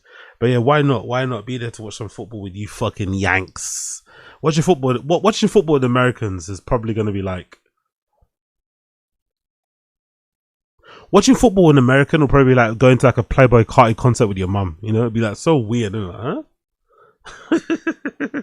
And in doing so, he discovered he is now officially the new lolcow of the Rogan sphere, which puts him in very prestigious company. He's following in the footsteps of the greats who came before him, like Brian Callen, Brendan Schaub, and Bert Kreischer. Schaub doesn't even really do comedy anymore. Bert has more or less faded himself out of popular culture through sheer exposure and self-inflicted hate. So comedy fans, being the loving and supportive people that they are, have decided it's the perfect time to let Tony know exactly how he's perceived. And thanks to Joe Rogan, who absolutely does not care about airing out his friend's emotional baggage to millions of people, we now know that Tony is finally starting to realize what's happening. He's beginning to understand that he is the new Brendan Schaub. The first time Rogan sold him out was from that first clip when he had Jeff Dye on. But recently Rogan had Ethan Hawke on. And when Ethan brings up an actor friend who was completely devastated by online comments, Joe jumps in and says one of his comedian friends is going through the exact same thing. Ah, so people are thinking this is Tony Hinchcliffe they're talking about. Interesting.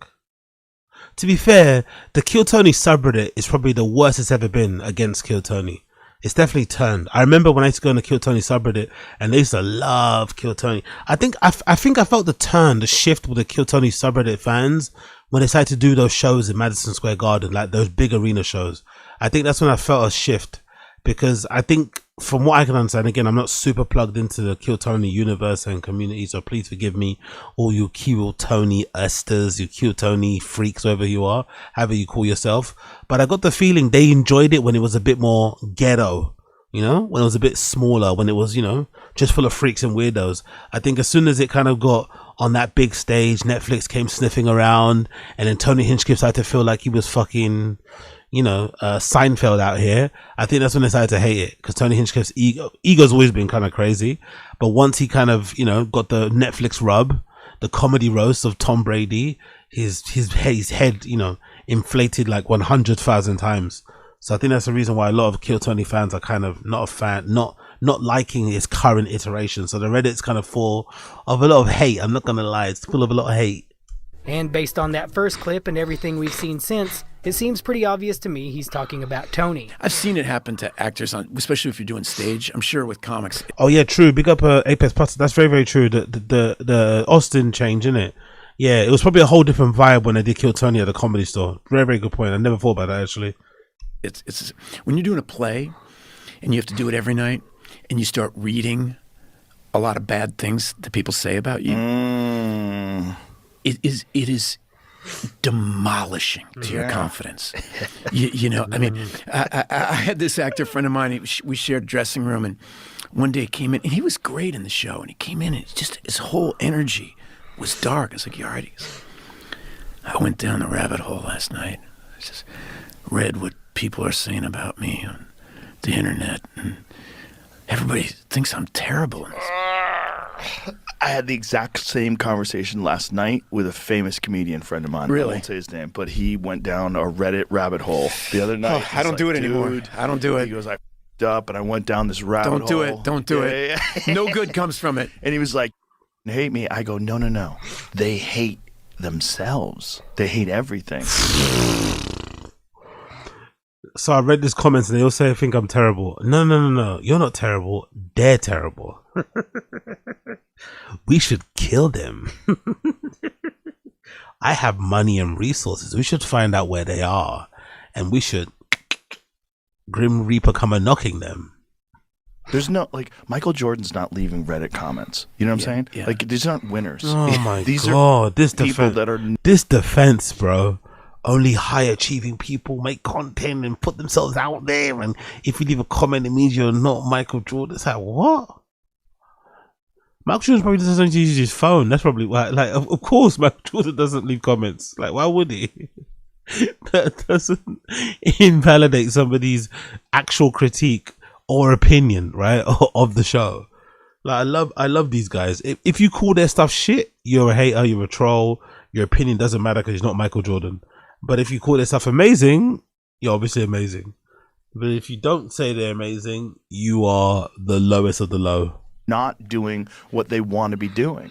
And they want to hate on everybody that's out there in the public eye. And some of it is valid. I actually think Joe is partially right. Most people leaving hate comments aren't enlightened critics. The comment section is just a quick, anonymous outlet. I've done it. I'm not above it. We've all had a bad day. But here's the problem. When it comes to Tony, Bert, or Brendan, the hate is valid. We've always had terrible comedians become famous. That's not new. But the internet... I disagree with that take too. Most of the comedy subreddits I'm on, are people giving their opinion on the comedy. I don't buy this whole like, oh, everyone's having a bad day and trying to be mean. I think you're probably going to get more mean, snarky comments on like Twitter than you would do on Reddit. Honestly, I think the comments or even maybe on the Instagram comments, but the Reddit comments are usually people giving their actual opinion, writing more than a line and saying, hey, I didn't like this because it was X, because of that joke, because of the way he said this, because of it's not funny. You know, like, I don't know. They're somewhat informed opinions from people. Critiques, let's say. Makes it so much easier to tear people down who are not worthy of the fame they've reached, and who absolutely do Fuck, I've not heard about this guy in a while, isn't it? Matt Riffy. Not deserve to be labeled comedians. Just because you have a podcast does not make you a comedian. Now, some of you are going to say there's no proof Joe is talking about Tony, that it could be anyone. But who else would it be? Joe's other friends, Bert and Schaub, have known they're hated for years. It could be Callan, but we're throwing Tony under the bus, so go with it. And even though Joe never outright says it's Tony, anyone who watches JRE knows this isn't the first time Joe has accidentally exposed one of his friends. He did the exact same thing to Tom Segura. He'll talk in detail about a friend but won't mention their name. Then 3 to 6 months later, he forgets he told the same story and will retell it, but this time throw his friend under the bus. I have a friend who has a podcast, a big podcast, and he has like 13 people working for him. People running around with clipboards. I'm like, what do these people do? Yeah. Like, why do you have so many people working for you? Like, this doesn't freak you out. And he's always got like inter-office conflicts, and people are getting fired because people are fighting with each other, and people fighting over like promotions and trying to get to like backstabbing each other. And like, go to Tom's. Have you been to Tom's? Cigars? Oh yeah. It's like they have a real production staff. Yeah. There's all these people running around with clipboards, and it's like that's actually a good point. He is a bit of a looper, right? But big up that new word I just found out today. Looper. He is a bit of a looper, the old Rogan. He does love the old repartado, right? The old repeato. I went to Bert's house the other day. He had 8 people behind computers, just typing away. What doing? Emailing what? Social media going crazy, promoting arena shows. Everyone's going nuts. Me, no. And honestly, it would make perfect sense if Tony is the one doom-scrolling Reddit right now. Because lately, Redact has been putting out Tony content that gets massive amounts of views. I'm sure that's not helping the Reddit pile on at all. When these videos pop off, it activates the comedy purists, haters, trolls, whatever you want to call them. It sends people straight to the comment sections in Reddit forums to compare their misguided sadness. Big up. I came here for free speech and comedy, but you use free speech to criticize my comedy and hurt my feelings. Perhaps it is you who hates free speech. Exactly. The free speech warriors are so sensitive, innit? They're so sensitive. They hate any critique about them. They fucking hate it. Oh my god. I fucking love it. Big up us all disease. And then you've got Tony himself adding fuel to the fire. The Regs just put out a podcast and outed Tony, something that Louis J. Gomez clearly wanted us comedy drama channels to clip. And he shared a conversation between Tony and him where Tony screenshotted one of Louis's comments saying New York has the best comedy scene in the world. I posted, they were like, you guys should do Skankfest in Austin because it's got the best comedy scene in the world. And I was like, well, no, New York still has the best comics. And I wrote that, and then Tony Hinchcliffe screenshotted it to me and said to me, he's like, really? You think New York's got better comics than us? And then he was like, that's actually a really good impression. I'm not gonna lie. I don't usually find him funny, but that's actually a really good impression. He said to me, he's like, really? You think New York's got better comics than us? And then he was like, who do you have? And then I just fucking wrote, I'll pull up the list. I just and then I was like, who do you have? Rogan and Tom Segura, and then Roseanne is like the third best, and Shane sometimes. Tim Dillon, and you wrote, "I'm sending an assassin squad to kill you right now." It's all the guys who killed Tony. So Tony, in his infinite wisdom, or most likely his massive ego, can't come to terms with reality. Because Tony's entire identity right now is built around the idea that Austin is the #1 comedy scene on Earth. And whether you want to call it delusion or ego, he just can't accept the possibility that Austin, or himself, might not be the center of the comedy universe. Well, that's the thing. Like, the average comic, the guys you don't even know about, blow the guys in Austin away. Like, absolutely. All the guys who are doing the Mothership, that small room, Every one of them that moved from New York couldn't even get on stage at the Stand. Couldn't even get on stage at the New York Comedy Club. These guys were failing in fucking New York. That's a fact. It's an absolute fact. Trying to start a war. No, it's no war. They know what the fuck's up. They left New York because they couldn't cut it here. Let's get real. Yeah. Facts. Obviously, Lewis is doing this on purpose. Lewis, like Rogan, understands that any publicity is good publicity. I mean, unless you off your wife and a waiter. But you get the point. Lewis gets it. He understands that most haters are either fans, former fans, or people who care enough to be disappointed and let you know why. That's still engagement. Like Cat Williams said, if you don't like your haters, give them to me. Tony doesn't understand this. On Twitter, somebody was like, oh, you should do Skankfest in Austin. The best comics are there. So then I replied, quote tweeted him, the best comics are in New York, bozo. Tony, listen, Tony goes, he quotes that and then goes, name them. Why would he say name them? Then he goes, Attell, ... then ... then this face. Is that his face? That emoji? And then the American flag. Yeah. Then he said, I love you. We bust each other's balls about this. But then I wrote, Attell, Soder, Mark Norman, Joe List, Robert Kelly, Big J, Schultz, Louis C.K., Chris D, Are You Garbage Guys, Ari Shafir, Colin Quinn, Norton, Sam Morrill, Todd Barry, Jim Gaffigan, Giannis Stavros, Nick Mullen, Tim Dillon, Adrian Appalucci, Jordan Jensen, Nikki Glazer, Michael Che, Pete Davidson, to name a few. It's so clear that you got to a point where you're like, I need to name women and black people.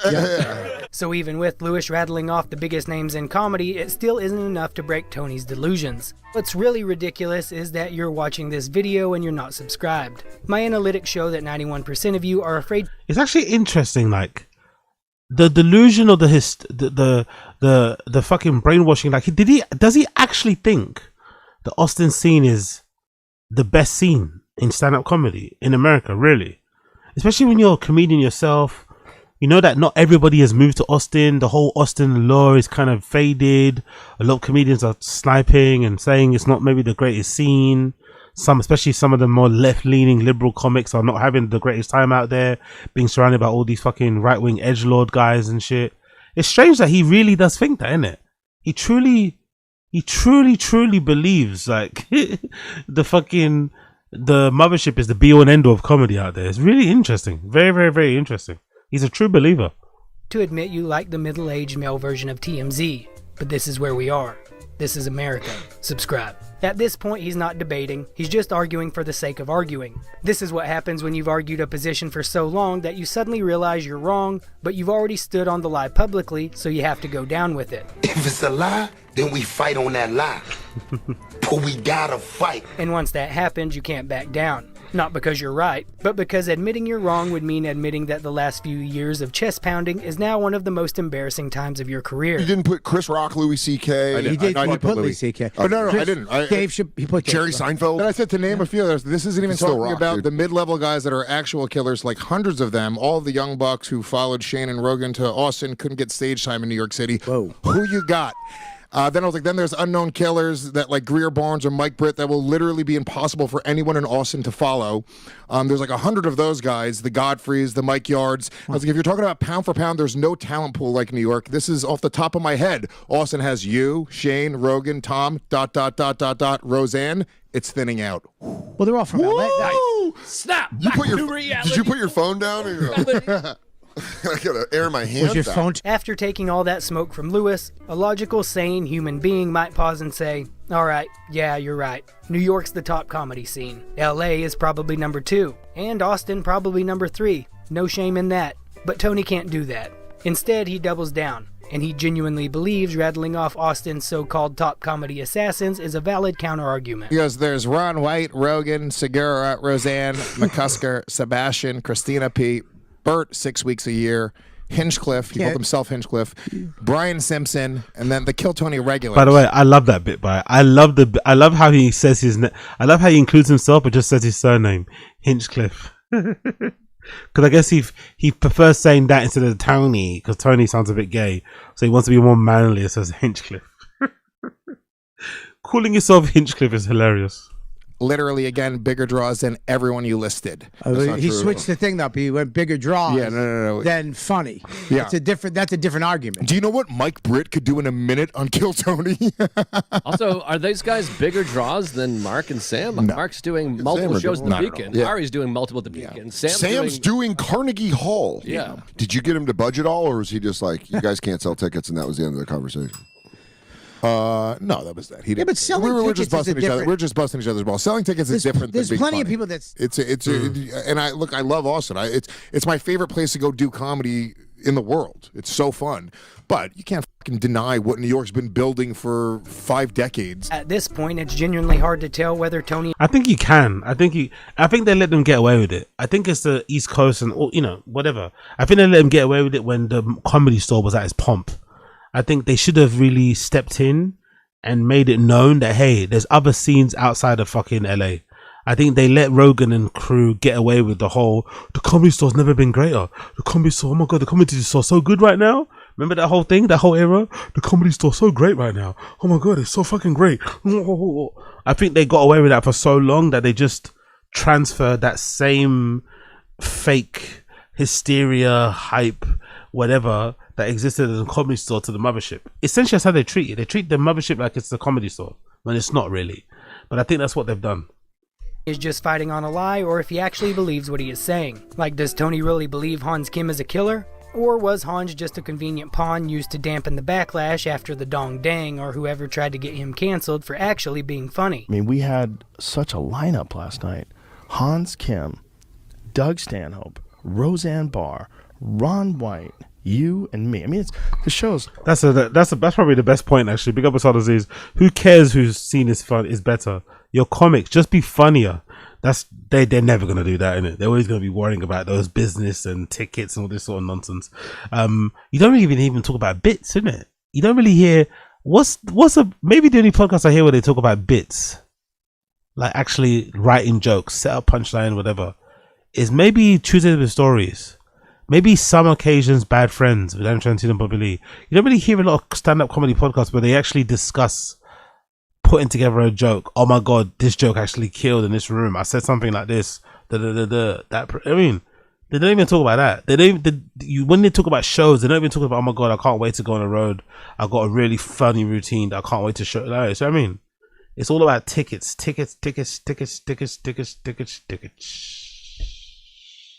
5 assassins deep before I ever even get on stage. Yeah, that's a crazy lineup. Anywhere. Amazing. That's a crazy lineup anywhere. I think we have the best crowds. Yeah. They're the best crowds. They're so fun. They're best. so enthusiastic. It's all word of mouth. Doesn't have that weird LA, New York, we're judging you vibe. It's the we came out to have fun. Came out to have fun. Yeah, they're not coming out because they're in the industry. You know, there's people that will sit in a crowd in LA and they wanted to be an actor or they think they're going to be on a reality show and there's so much ego. The best part of the Regs podcast is knowing that Lewis is... So performing in front of a tougher crowd is way harder. So we've got it easy because we're performing on, 6th Street, where everyone's fucking blasted off their faces, ready to have a good time, not really that bothered about who's on stage, you know? Oh my God. Of course you love that. Of course you prefer that audience to a maybe more knowledgeable, more discerning, more plugged in audience. Of course you would. Of course you would. Fully aware all of this is going to be turned into content. He's 4D pranking Tony. He is knowingly using the comedy drama channels for his prank. He's also talking about how lame they are, and Soda refers to them as slop. And then they won't even say anything with any real meat or balls to it. There'll be a whole hour blog about how Dan's the only real comic left. No. We're fucking bootlicking. We're kidding when we're fucking talking about how he kissed Rogan's ass. Nobody even gets that context. You're fired up about it. No, you okay? You're not a hero, dude. Out. You're not a hero. Dude, it's so uncomfortable that they've taken one clip of mine from this podcast and it's on a bunch of those slop videos where they're like, Dan Soder hates Austin. I said one thing. Yeah. I love it. We don't. Austin's incredible. You can't compare it to the talent pool that's in New York. It's not even close to up for debate. You're talking about like Danny Braff is better than most of the comics that are in Austin. Oh, and that's not a knock on Danny, but Danny is so far down the totem. Danny's so I'm far. happy for the first time in my life. Is this what feeling happy is? Come on, Soder. The slop channels actually like you, and you go out there and spit directly in our mouths. Don't get me wrong, I'm into that, but come on, man. You like slop. Don't pretend you don't. What makes it even funny Apologia Comedia, chill, man. What the fuck? Chill. Ew. here is that Lewis slips in his own delusion during the whole spiel. He Pause after saying that, right? And slip in. Pause. starts talking about how they don't suck up to Rogan, which is obviously untrue. Pause again. Slip in, suck up. Jesus Christ. Pause. Because if he didn't suck up to Rogan, then when Pause. Tony listed Rogan as one of the best comedians in Austin, Lewis would have responded with nothing but LOL and a picture of Rogan's stool routine. Joe is the male version of Whitney Cummings. Being able to talk on stage for an extended period of time without puking on yourself doesn't make you funny. But none of them are going to speak up when someone calls Joe an assassin. And look, if you actually watch Tony stand up, it's not bad. He's quick, he can roast, people know that. I think most people know he's fighting on a lie too. And honestly, that can be part of the fun. My city is better than your city, my team versus your team, go America. That's not the problem. What people really find off-putting is the delusion, the lack of humility underneath it. He gives off this vibe like he's 6'6", 220. And when you combine that level of arrogance and you look like a sassy boy... Very similar to Rogan, by the way. Very similar to Rogan. Rogan just has the weight, doesn't have the height. Very similar to Rogan in that respect. You get a very delusional Tony Hinchcliffe. I'm about to spill the beans on these mother... They don't even know. It was supposed to be a short set. They wanted to keep me at the table. They didn't want me to make fun of this. They didn't want me to make fun of that. Okay, I won't do that. And then you just get up there and go, Right. The world and stealing the roast took 17 years of every open mic, every roast joke I ever wrote for every roast I ever did. Honestly, man, the way he got so gassed up after that fucking Tom Brady roast is hilarious, man. Jesus Christ, Tony Hinchcliffe. Chill out. Chill fucking out. Stop sucking yourself off so much, brother. Please, for the love of God. Anybody I ever made fun of was like Eminem, A. Kyle. They gave me a chance, you know what I mean? They gave a hungry wolf a chance. Showing Hungry what wolf. I can do. That's all I got. Classic clip, by the way. Classic clip. Hungry Wolf. Hungry Wolf clip is classic. Hungry Wolf clip is fucking classic. I enjoyed that one. I fucking enjoyed every minute of that one. Cool. Big up Apologia Comedia. Big up Apologia Comedia. Tony Hinchcliffe is a lost cause, by the way. Tony Hinchcliffe is a lost cause. No saving that guy. No saving that guy. Cool. Let's do a little bit of Alex Jones on Twitter to try. Alex Jones crashes out on conspiracy theorists. I want to see this. Big up Too Lazy to Try. Big up Too Lazy to Try. Alex Jones crashes out on conspiracy theorists. And I got bad stuff to say about Candace. Because if you go through all the things she said, and when they're not right, it's like, well, I'm allowed to ask questions. And I didn't imply TPUSA killed him.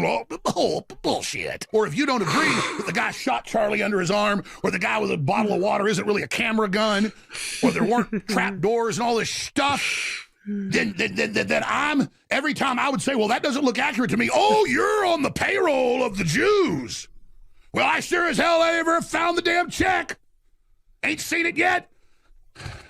Oh my God, 12 states have passed euthanasia, basically government forced. No one cares. No one cares.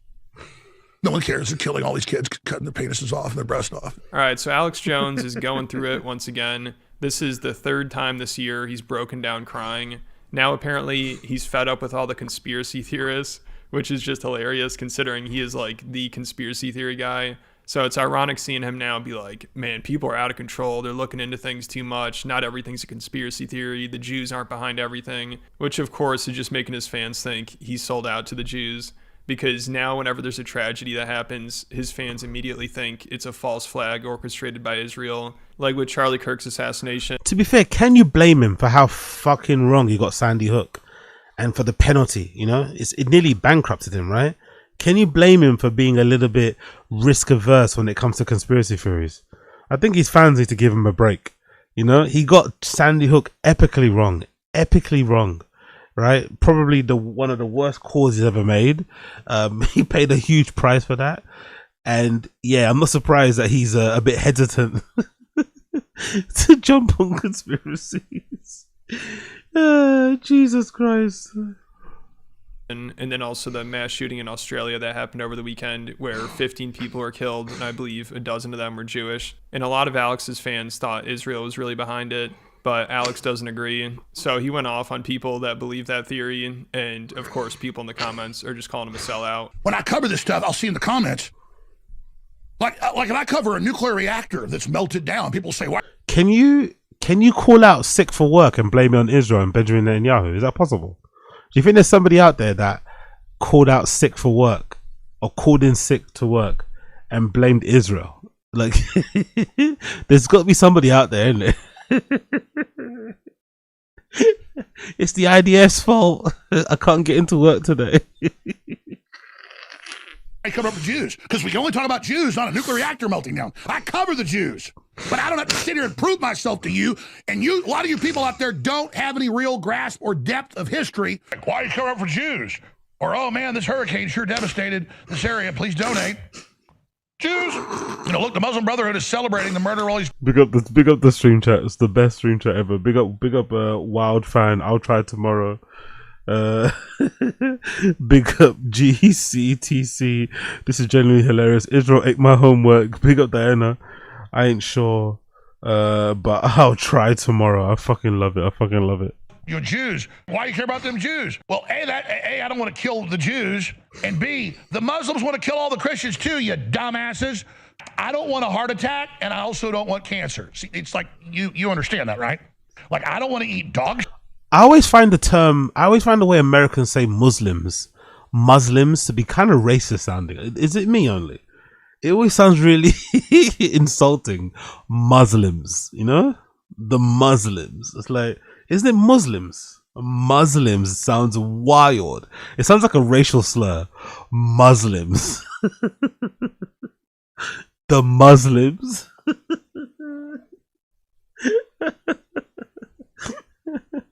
It sounds crazy. Like, what next? You know, like muzzies, mums, like Muslims. Muslims. Weird way to call them. Weird way. Shit or cat shit. You understand, right? You can get that in your head. But the Muslims are funding a lot of this Israel obsession, that Israel is in total control of everything, including what time you have a bowel movement. Look at the universities. Look at Soros. Look at it, you idiots. And then also the whole Epstein files fiasco has been a point. Why has he got random pictures of Hajj behind him? Is that Hajj? Look at it, you idiots. And then also, what's that screen behind him? He's got just a random B-roll footage of people going to Mecca. That's fucking crazy. What the fuck is that? The Muslims. Israel. So the whole Epstein files fiasco has been a point of contention between Alex and his fans. If you remember, this was a breaking point for a lot of people. Like when the DOJ put out that memo saying Epstein killed himself, had no client list or blackmail, and the investigation is concluded. Alex, he started crying and throwing up because he realized Trump was helping the globalist deep state cover up the files. And since then, he's been coping over it. He's trying his best to help do PR for Trump and downplay everything that gets released. But his fans aren't too happy about it because they feel like Alex is helping cover for the government and he's using their talking points. Like, he even started calling it a... By the way, Ian Carroll is reheating fucking Alex Jones' nachos, isn't it, right? Ian Carroll has definitely reheated a few of Alex Jones's nachos. Because I don't feel like I even see him on the timeline as much. I feel like his influence is waned. You don't really see Alex Jones on the timeline as often. You know, he's kind of lost it, innit? Lost a bit of his sparkle. Lost a bit of his sheen.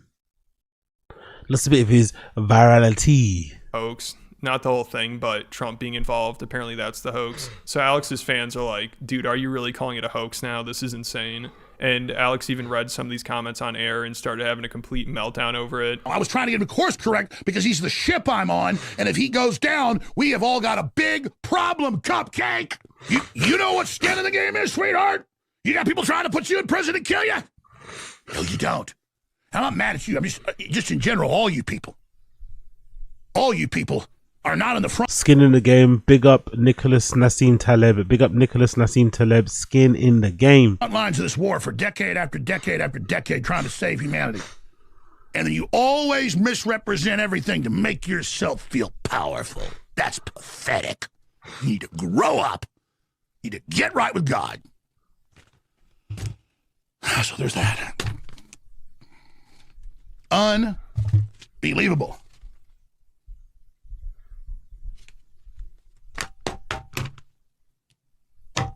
It is a hoax that Trump is screwing underage girls. That's the hoax. Okay. That's the hoax. Okay. Not Epstein.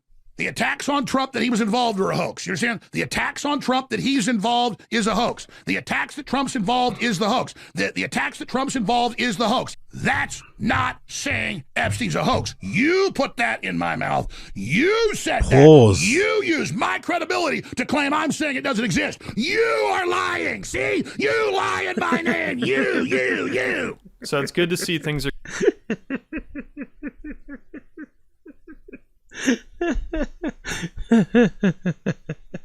Said that. You use my credibility to claim I'm saying it doesn't exist. You are lying. See? You lie in my name. You. One more time. You are lying. See? You lie in my name. You. Exist. You are lying. See? You lie in my name. You. So it's good to see things are going well. I mean, of course, Alex's fans are going to be extremely suspicious of how the Epstein files have been handled.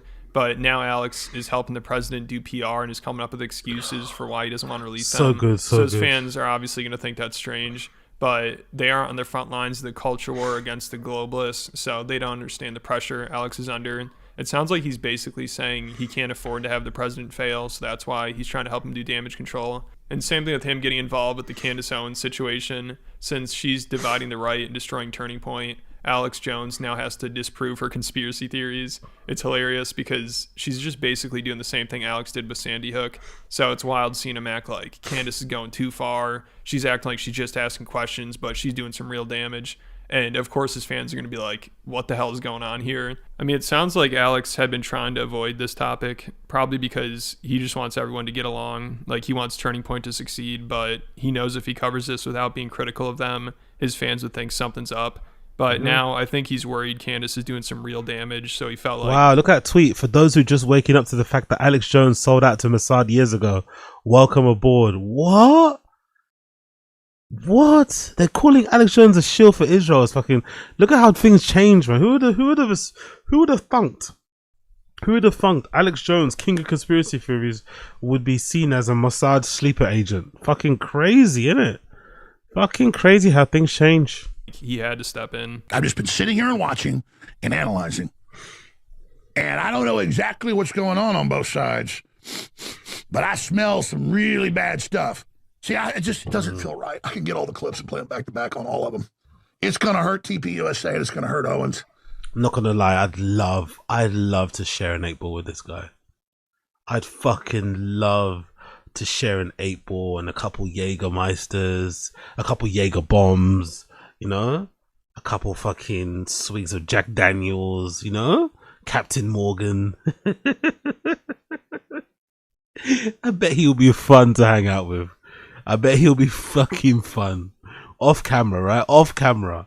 Jesus Christ, I bet it'll be a vibe. But maybe that'll get you guys to stop it.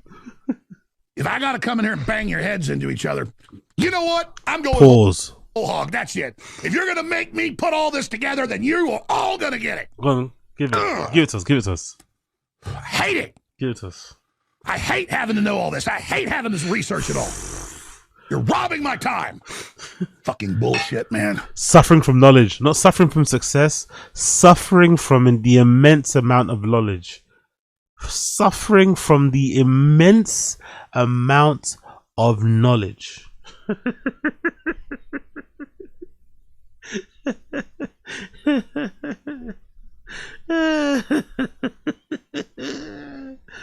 Oh my God, you gotta love. Oh, he's like the human living embodiment of, like, what's that, the Library of Alexandria, you know? He's carrying that weight, you know? That weight is carried on his back. Oh my God, bro, relax. You understand, if we don't get our shit together, they're gonna put my ass in prison when the Democrats get back in. But no, I do care about the midterms, Candace Owens. You say fuck the midterms? Well, I say fuck that. I do have cartel hits out on me from the Democrats. Whoa. That's from the NSA and General Flynn. That's the real world. I do have globalists trying to destroy me. I do have people coming to my house. Do I make a big deal about it? No, yes. I don't. I got to get all my ducks in a row because it's so much. Probably took me 5 hours to collate it all. But you want it someday this week, maybe Wednesday or Thursday, you're going to get 2 hours. But that's coming up. Because I just can't handle it anymore. So and it's driving me crazy. Yeah, that was the clip everyone was gooning over, right? That video, right? This clip here. People were going crazy over this clip. Like, the people were gooning hard. Like, the Candace gooners, the Candace fucking fanboys were really loving this clip, this one, of her eyes and shit. Like, people were going crazy. I remember I was like, Jesus Christ, man. Like, imagine getting a boner off a GIF. Imagine being able to rub one out over a GIF. Like, I need more. I need more visuals. I need some sound, you know? I need more. There's people out here that are getting off on a GIF of her fucking nodding her head from side to side. Absolutely incredible. Absolutely incredible. Big up the gooners. Big up the gooners.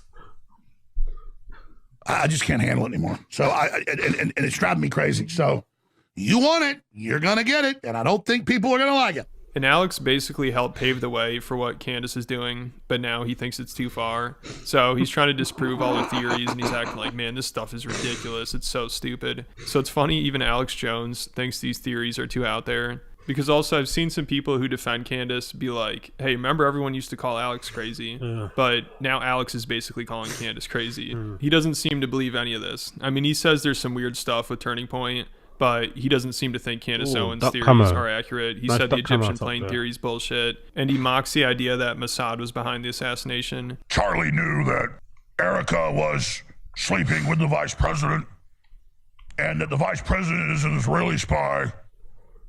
And so he was getting ready to leave her and go against Netanyahu, and so they killed him, and I was there when Netanyahu gave the order. I mean, it's just like total crap.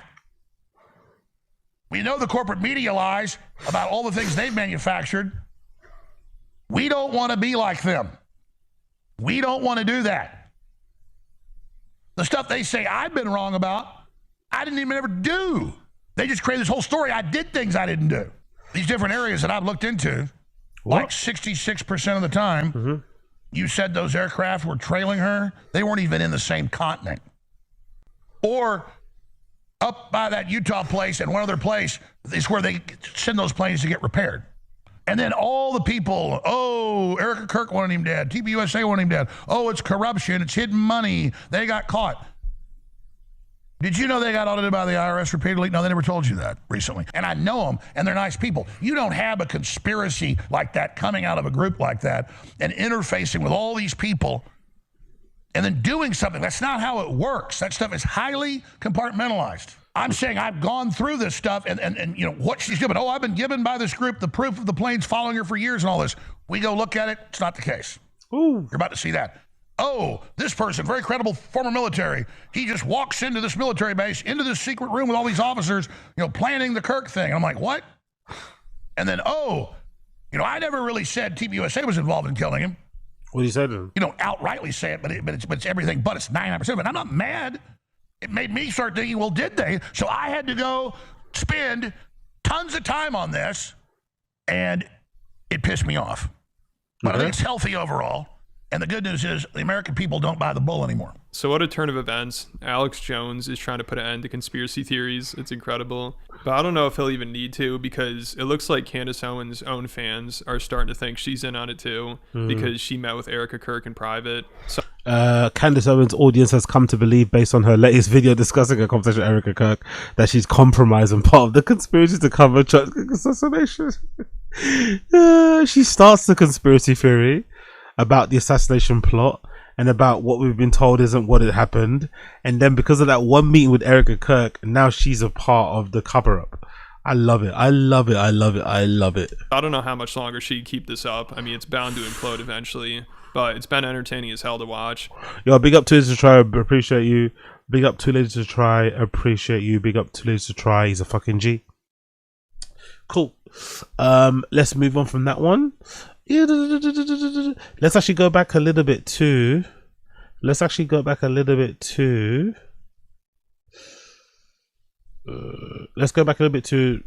Brendan Schwab and these guys. Let's see what they're talking about.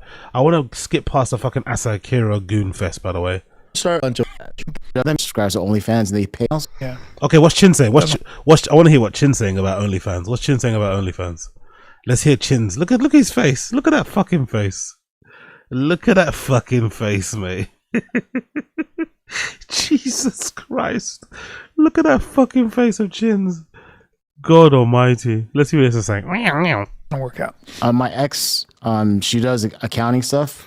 So she worked with these very high profile clients. A lot of them, even though they're married and everything else, are all subscribers to not all, but a bunch of them are subscribers to OnlyFans, and they pay a fuck ton of money. Really? Yeah. What do you mean even though they're married? Brother, you work with two serial cheaters. You work with a guy that, had to get divorced from his first wife because it was fucking so much. Chin's a bit of a Puritan, isn't it? Chin's a little bit of a Puritan, isn't it? A little bit. It's like, brother, you work with two lads with a capital LADS. They're for the streets. They sit on here gooning over random IG girls all the time. Like, oh my god, even married couples, even guys that are married, they've got OnlyFans. Like, what? Yeah, she's not supposed to tell me, but yeah. That makes sense. I wonder what they get at because they're married too, which is weird. What do you mean? So what? Does Chin thing only single people subscribe to OnlyFans? The Chin thing, you have to be single to subscribe to OnlyFans. It's only allowed if you're single. No one does what they're not allowed. It's not allowed to do it, but you gotta go home. Chin's the same person who'd go on camping trips with his girlfriend and completely ignore some of her little sexual flirtations, right? And be more worried about catching condom fish. And now he's out here being, oh my god, I can't believe. Why would you want to go to OnlyFans? So, okay, guy, okay. What do you mean? My ex, so these businessmen are paying for a bunch of money to subscribe to OnlyFans. Subscribe because the more you pay, the better content. Is that how it works? The more you pay, I don't know. Is it like Patreon? There's a lot of money to be made with these women. Is it like Patreon? Well, no. But that's a misconception too, because the average person makes under. Do you say misconception or misconception? Well, no. But that's a misconception too. He said misconception, didn't he? He said misconception, not misconception. I swear he said misconception. Money to be made with these women. Some of them are making. Well, a fortune. But that's a misconception too, because the misconception. Average person makes under $200 on OnlyFans. So the outliers, they post 40 million, 30 million, but realistically, most people are making $300. Like everything else. You're sucking a dick for $300. I can't wait for this Friday, dude. What are you doing? Well, I'm going to watch Jake Paul in Florida. Yeah, that'd be fun. Be great. Damn. What else was I going to tell you? So bored, isn't it? Fucking hell, they're going through the motions. They're so bored. God damn. How about that guy that tackled the father-son in Australia, killing all those Jewish people? Terrible. And Shot that a one kid. dude tackled him. Yeah, I know. Immigrant, by the way. Are they going to mention that? Are they going to mention he was an immigrant? Are they going to mention he was a fucking minority? Are they going to mention that he was Muslim? But I think got shot doing it. No, he didn't. He didn't? No, he got it from. He took the gun from him and pointed at him. It's always he did. He's in hospital. What are you talking about? He did get shot. He's in hospital laying that. Like, what the fuck? I don't know. So this guy was always had a drug addiction. I have a theory on this. What is it? What's he gonna blame? What's he gonna blame? Is he gonna blame the vaccine? Is he gonna? What's he gonna blame? What's he gonna blame? Like Rob Reiner's son. I have a theory too. Rob Reiner. So you know Rob Reiner, what a beast he was, Bubba? Of course, dude. Like director of Harry Met Sally, Yeah, all that shit. Spinal Tap, incredible. One of the great directors, one of the great producers, an incredible comedian, basically. And his wife was also, I think, a producer in her own right, a big What's one. the theory, bud? He Jesus Christ, had man. always been Exactly. in and out of like homeless shelters, on the street. He had such severe but I think that he was probably always already crazy and had been trying to self-medicate, figure out a way to make himself normal. There was something going on with that substance abuse. You can look in his eyes and he looks a little off. Yeah, definitely. Am I wrong? No, 100%. Yeah. Complete piece of shit. He's just crazy, Bob. Yeah, but how long are we going to keep saying, he's just crazy? I think we're going to find He can be both. He can be both. But I like how Brenda's brain is so binary. He can be both. He can be a piece of shit and he could also be batshit crazy. It's possible. Slit your mom and dad's throat? You're not a good guy. I know, but I think we're No, going to I think you're going to find out, B. I think a lot of this, where we keep saying people are crazy, you're going to find out there's a lot of evil people in the world. It's just what it is, man. No, I think I now think there's there some people that are evil batshit crazy Yeah, I and think they're he's homeless. Batshit crazy. No, you don't slit your mom and dad's throat when you're batshit crazy. But he was homeless There's on the street. Bob. Doesn't matter. There's some evil in it. There. You don't slit your mum's throat if you're batshit crazy. What? Surely, if you're crazy, you have no ability to control what you're doing. You're not of sound mind. You don't know the difference between good and bad. You just do what you do. You have poor impulse control. Surely, no? Surely, if you're crazy, anything is possible. Surely, if you're crazy, there's no limit to what you can do. Surely, if there's something wrong with you in your brain, surely there's no limit to what you can do. Add to that you're a piece of shit. Obviously, it makes you a ticking time bomb. But Brendan's inability to grasp that two of those things can happen at the same time is fucking very insightful. You have a gun? Yeah, we got Abe Martinez. Appreciate it, brother. Drugs make you do crazy things. Wow, groundbreaking. Exactly. We got Abe Martinez. In order to do that, there's crazy and you're not homeless and you're not living off your dad and you're doing your thing, can't find a job, and then they're slitting your mother and father. Paranoid schizophrenics do that, Bob. Special type But they go, of he's evilness. a demon. He's trying to kill me. Exactly. I'm telling you, I have experience with it. I had a friend. I don't know why he's arguing against this as well. Like, there's no, like, he doesn't. Don't you watch shows? Don't you watch TV shows and shit? Don't you see how that's sort of depicted when people are going through a schizophrenic episode where they're just having issue, whatever? It doesn't excuse what they did, but I don't know. Like, why can you not entertain the idea? The concept of somebody being crazy. No, it doesn't exist. Brother, you're crazy. Who ended up dying of a brain tumor, ironically. But my friend called up Jimmy Burke, and said, Robbie's dad's trying to kill me. You know? And Oh, big up Diana in the stream chat. Big up Diana in the stream chat with the fucking little jab there. Brandon is kind of like your impulse control toward addies and baddies. Uh-oh. Like, what? And it was just this whole thing, man.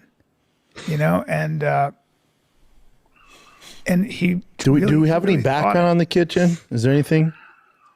All I saw was exactly what any Brian was issues saying. he's had. Yeah. So some people said he was also schizophrenic. He was schizophrenic. Right? Yeah. So paranoid schizophrenics are literally out of their mind when they do this. They think that so that's why they end up on the street. This guy was on the street, literally. His dad tried to he was taking medication. He was getting better. I bet he was trying to put him in rehab and everything. Yeah.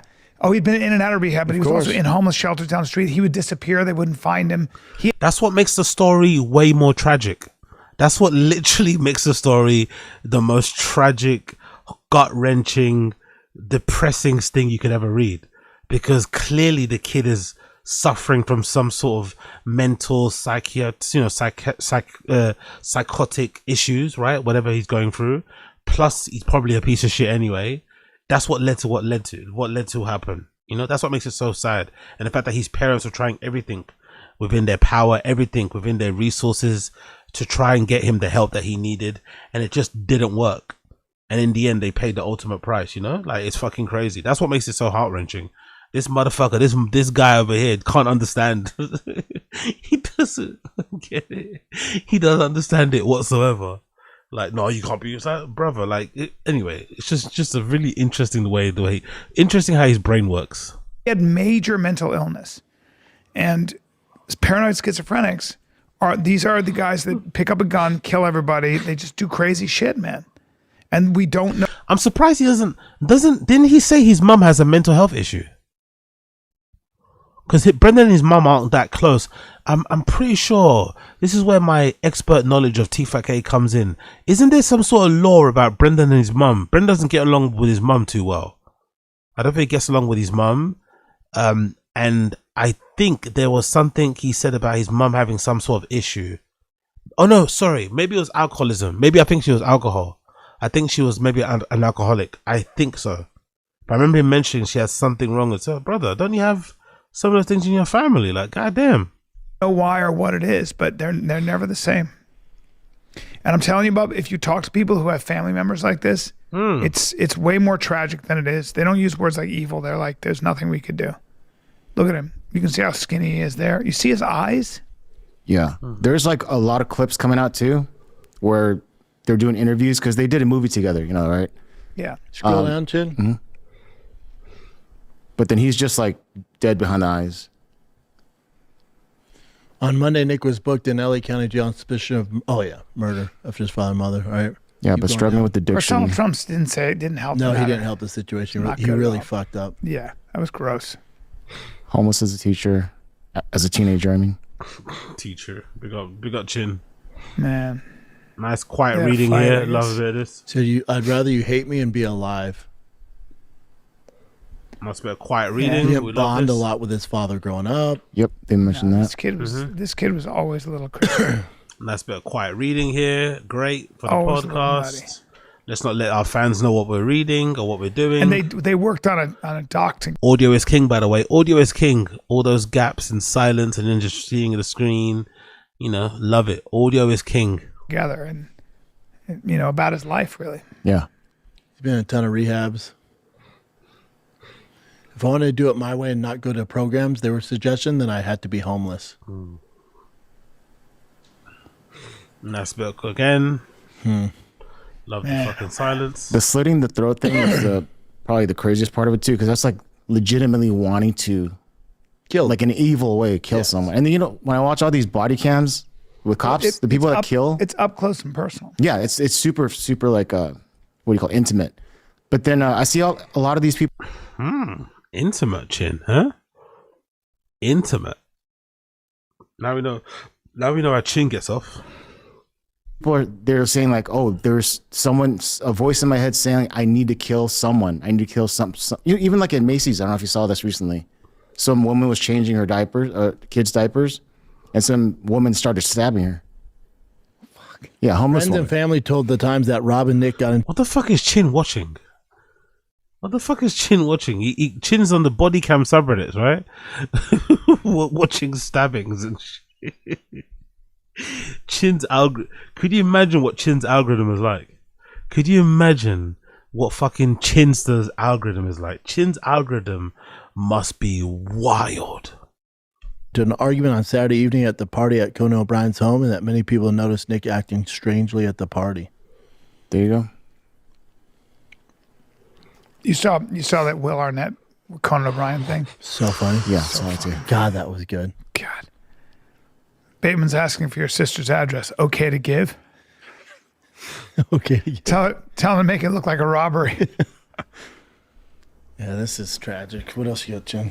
All right, this is going to be infuriating as well. I'm sure you guys have seen this by now. But these tourists that were in Colombia. This was the craziest shit ever. This is going to piss you off so bad. It says sign in. What the hell? Hold on. It's literally someone stabbing someone in the back, Chin. That's why it's mature content. Fucking no. Just to keep watching what's happening here. The guy running away. Yeah, this guy has a giant knife. Yeah.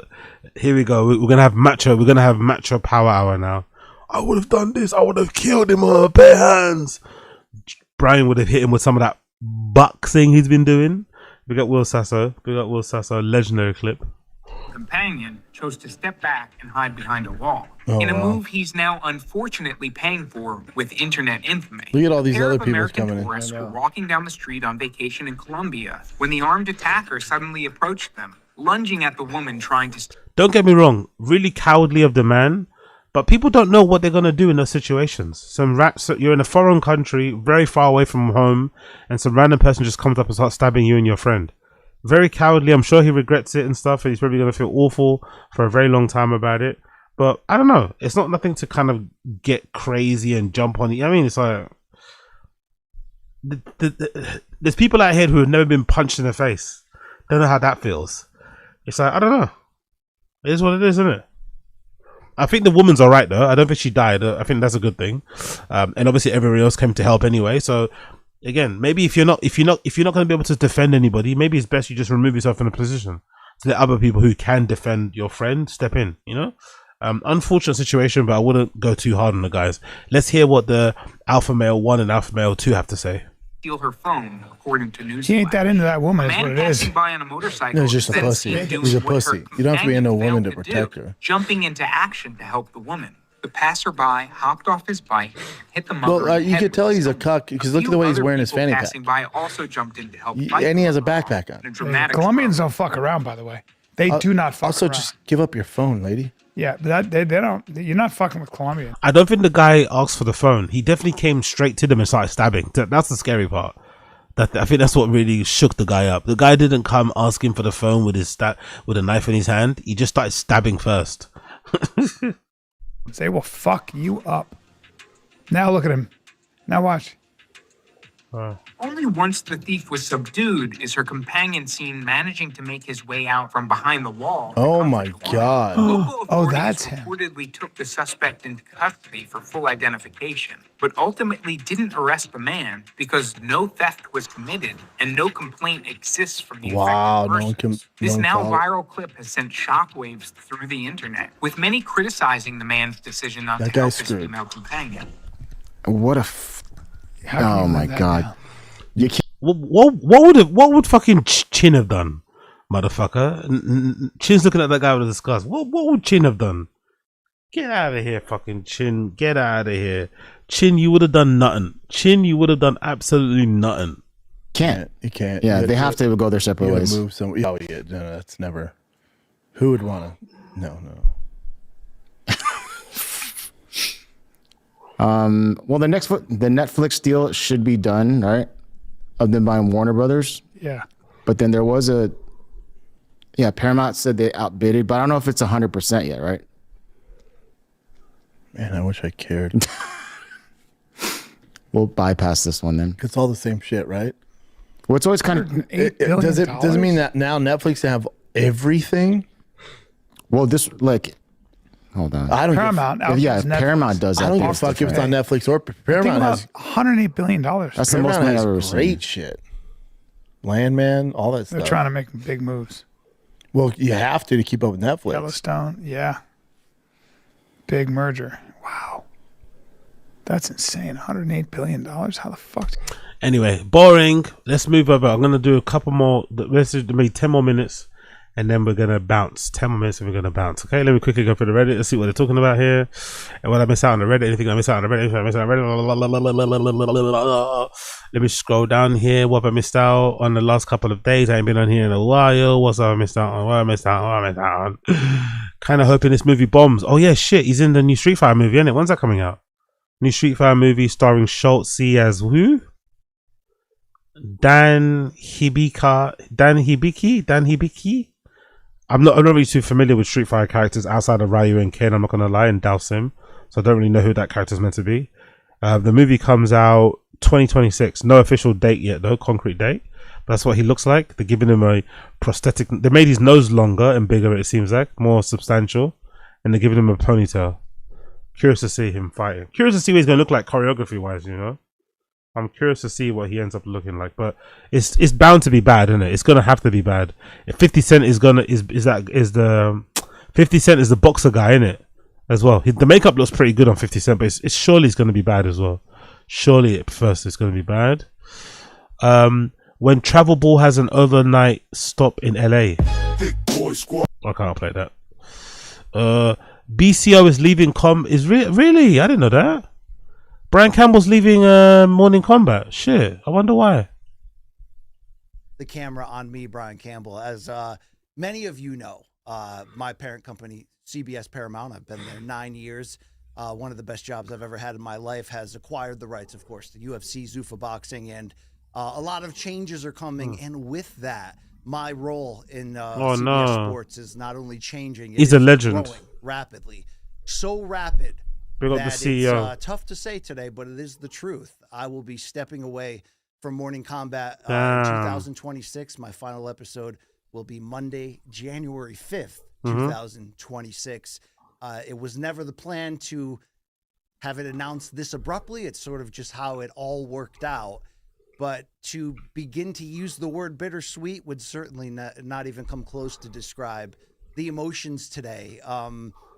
As you know from listening to Luke and I, it's been a rough couple of years professionally for us since the fall of Showtime abruptly, and picking up the pieces, getting this show back on the streets was a long battle, and I'm very proud of what we've done. But 2 years of juggling paychecks all over to get the opportunity to go solid and go all in with my company is an offer I can't refuse. So, Luke Thomas, it doesn't bring me joy to announce this, but it is major news to a program that we built together almost 7 years.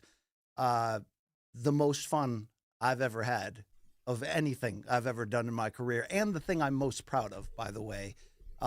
This news isn't easy to deliver, and it obviously has an effect on the future of this program. Yeah. I mean, do you remember that phone call I gave you when we were in New York? It was 2019 before the show started, and we were describing like what the game plan was and like, don't sign this and just wait. Yes. And I don't know what you had in mind about what this. I wonder what he's going to do full time going forward. I guess he's maybe going to something. I guess he's doing something else. Maybe he's going to another show, whatever. But what do you call it? What? Yeah, sad really. I thought they had really good chemistry. I really enjoyed their show. I'm not gonna lie. I don't watch a lot of UFC programs or MMA combat programs in general, but I really fucking enjoyed their chemistry on Morning Combat. Obviously, the skits and bits were fucking phenomenal. Some of the best stuff you've ever seen. Some of the trolling regarding Brendan, but in general, Brian Campbell was super funny, very insightful, very knowledgeable when it comes to combat sports and shit. Again, very good chemistry with Luke Thomas. So it's a shame it's ended.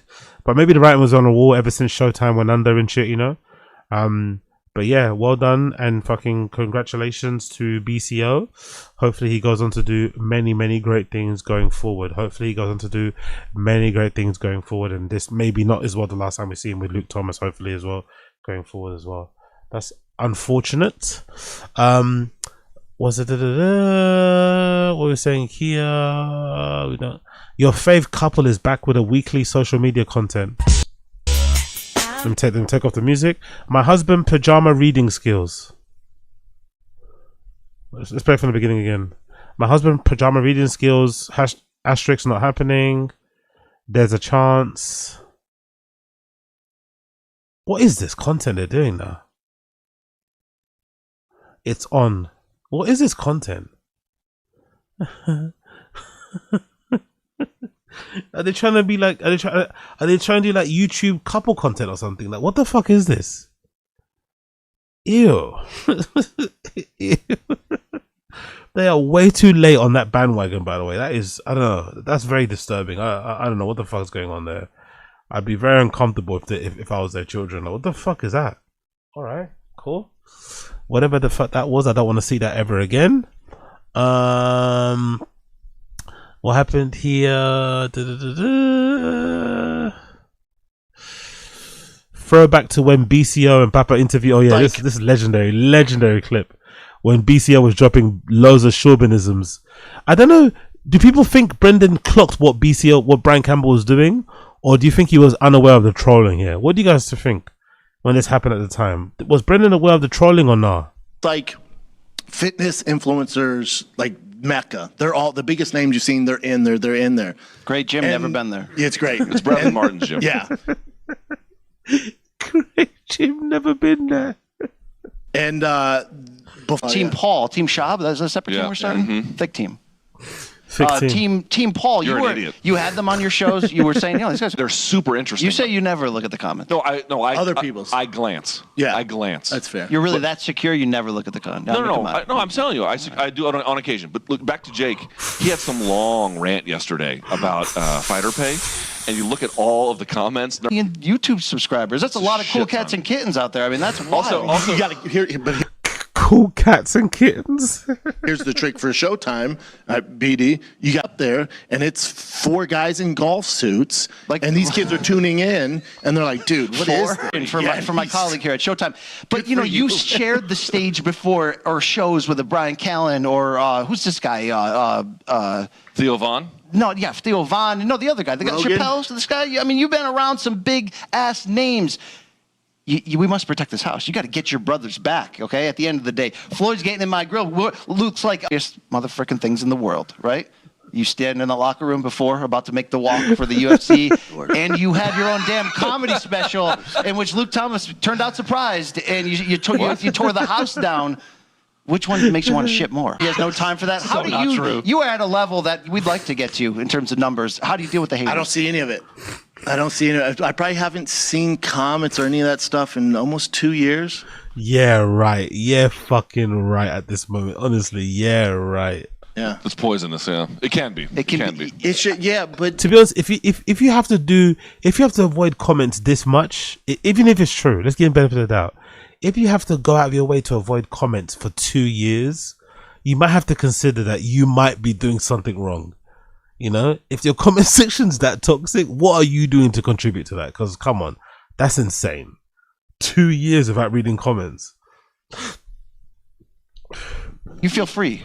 Yeah, I feel free. I don't care, you know, and if, you know, it's like I never did it. Like, let's say when you were going to start, whatever it was, let's say when I was going to start to get my black belt, if I went online, I was like, hey guys, you think I can get my black? Just get like the mohawk and just get TRT'd up to the gills, bro. I'm not far from consider. I've had a conversation with my wife about it. Oh, fucking brilliant. Big up BCO. Big up the BCEO. Big up the BCEO. Fucking brilliant. Reheated dish with BCO and Luke. Let's watch this one quickly. I want to see this one. Reheated dish. Reheated Chamonix dish. has become our part of our lives. Everyone, it's just it's what it is, Luke. Okay. I mean, that's Sorry. partly true. Luke, I know you don't read the comments at all, but did you see there was a comment on? Every time. You're always texting me like, how's socials? I'm like, dude, I don't really tweet stuff out. I've never texted you that. They should improve their.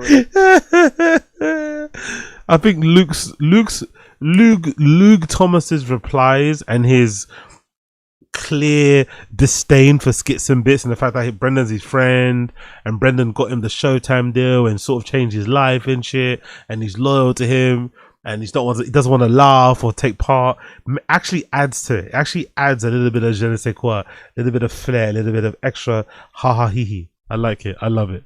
Relationship with former heavyweight Brendan Schaub too. A lot of back and forth, Luke. I don't like it. All right, what are we doing here? Jesus, Yeah. Couldn't Christ. wait to put this in here, huh? Are you getting lip injections, Luke, like some comedians these days? Again, once again, right? you're Brendan Schaub's #1 fan. No, I love Brendan Schaub. I'm just simply pointing out, like this. Janae. Oh, let me finish reading here. Turnover page for more instructions. Will you stop? I mean, just stop. This is a podcast that only talks about the podcast. Okay. Do you remember that, by the way? Do you remember that? Do you remember for like was it like a few weeks? Brendan had these ad reads where he would say, turnover for show instructions. Like he'd read the bit in the ad read where you're meant to actually turn it over. It's like, you know, you're meant to, it's not for you to read. It's for you to turn over the sheet and read what's on the back. And he'd say, turn over for show no.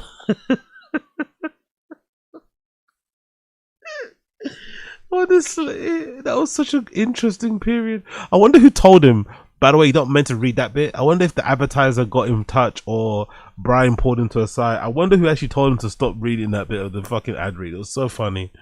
Turnover for show notes and details. Okay. Who are you going to see?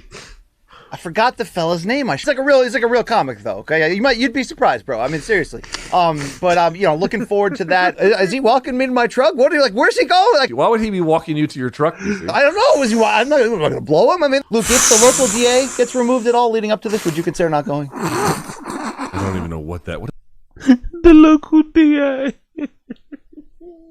does that mean? For safety purposes, Luke. That's all that means. But no, I'm excited to be there. I was on the floor for Columbus and had to rep the Stray Cats of PF Kings. Much love, Don. I'd say you're at least 90 minutes away from pissing in a public sink. We'll see what happens. It does happen. I had Ralphos Juan Charles, and it was just, it was carne asada. And it was great. It was great. Chili on. Nachos rancheros. Yeah, you got. I see you, motherfucker. Is it a drug rug or a Mexican sweater? Heard it both ways. I may have made. Okay, can we stop with this shit? You can call me Dad. It's okay. Poppy Gringo, is that you? Hey, look who stumbled into this, Luke. Hey, check it out, guy. Eventually you name the waters. There won't be any, okay? There's not going to be any. So, Luke, you're so dumb. That would be PBS, Bubba. Little sign of the CTE, Bappa. Dicey. Yeah, you would gadoosh me through a glass door. Just doing skits and bits. You like being maybe weird. homeless cats. I mean, all 5 of my animals are. Skits and bits. I want to ask you this, Luke. Hey, did you ever see the Schaub in what's the other guy's name? Here we go. No, I'm not doing skits and bits. You always think I have bad faith. I do have to say, that's a wholesome father-son moment right there, Luke. Getting a Ferrari? Whatever happened to normal names for fighters who have kids like Tiger or Boston? I see what you did. Brendan? Honestly, that tattoo is deranged, isn't it? Getting a tattoo of your sons and they're depicting them as being like zombies with their brains like what the? It's such a strange way to honor your children, isn't it? Really, really strange way to honor your children. I'm not gonna lie, or depict your children. Let's say. Shab did a nice dad move, and Are we doing this bit as hard as hell, taking over Brendan's channel? He is gadooshed out on his own, betting on himself and water, weed, Dune, right? Hair. Joe Rogan? What about him? It's probably like 5'3". Get off the tracks. This might be our last Calabasas fight companion. Okay. I don't think it's the Calabasas fight. All day you're like, all. I get to be Delia. I'm like, dude, go for it, man. That's actually a good joke. I like Fucking door manager at Chang's. Great episode. Never heard it, right? Yeah, pretty much. Her opponent. I mean, what are we doing here? I love it when he gets involved. Big up Luke Thomas. I love it when he gets involved too. Yeah, he is a nice guy. Never met him. All right. It's a remarkably terrible. I don't read the idea. comments at all, Luke. So that you're Blockbuster. I want you to understand that. Stop acting like a bitch. Name the waters. BC, I'm not your motherfucking improv partner. Yes, you are. Or maybe I am. Brendan, your bench is Blockbuster. You need a trainer, guy. That's the worst bench press I've ever seen. Oh, honestly, big up BCO, man. Legend in the game. Sad to see him leave. Morning Combat. Sad to see him leave. Morning Combat. Anyway, people, I'm gonna leave it there. Appreciate you all. Thank you for joining in. Random show episode number, what was it? 537. Appreciate you. We're going to be going every day until probably Sunday, maybe Monday, every day until probably Sunday. So make sure you tune in. Oh no, is it Monday? I think it's Monday. Every day until Monday. So make sure you tune back in. Appreciate you once again. Smash the like, hit subscribe. Don't be lame. And yeah, I'll see you guys again tomorrow. Take care, people. Have a good one. Take care of yourself. Like the stream. Join the stream chat. Peace.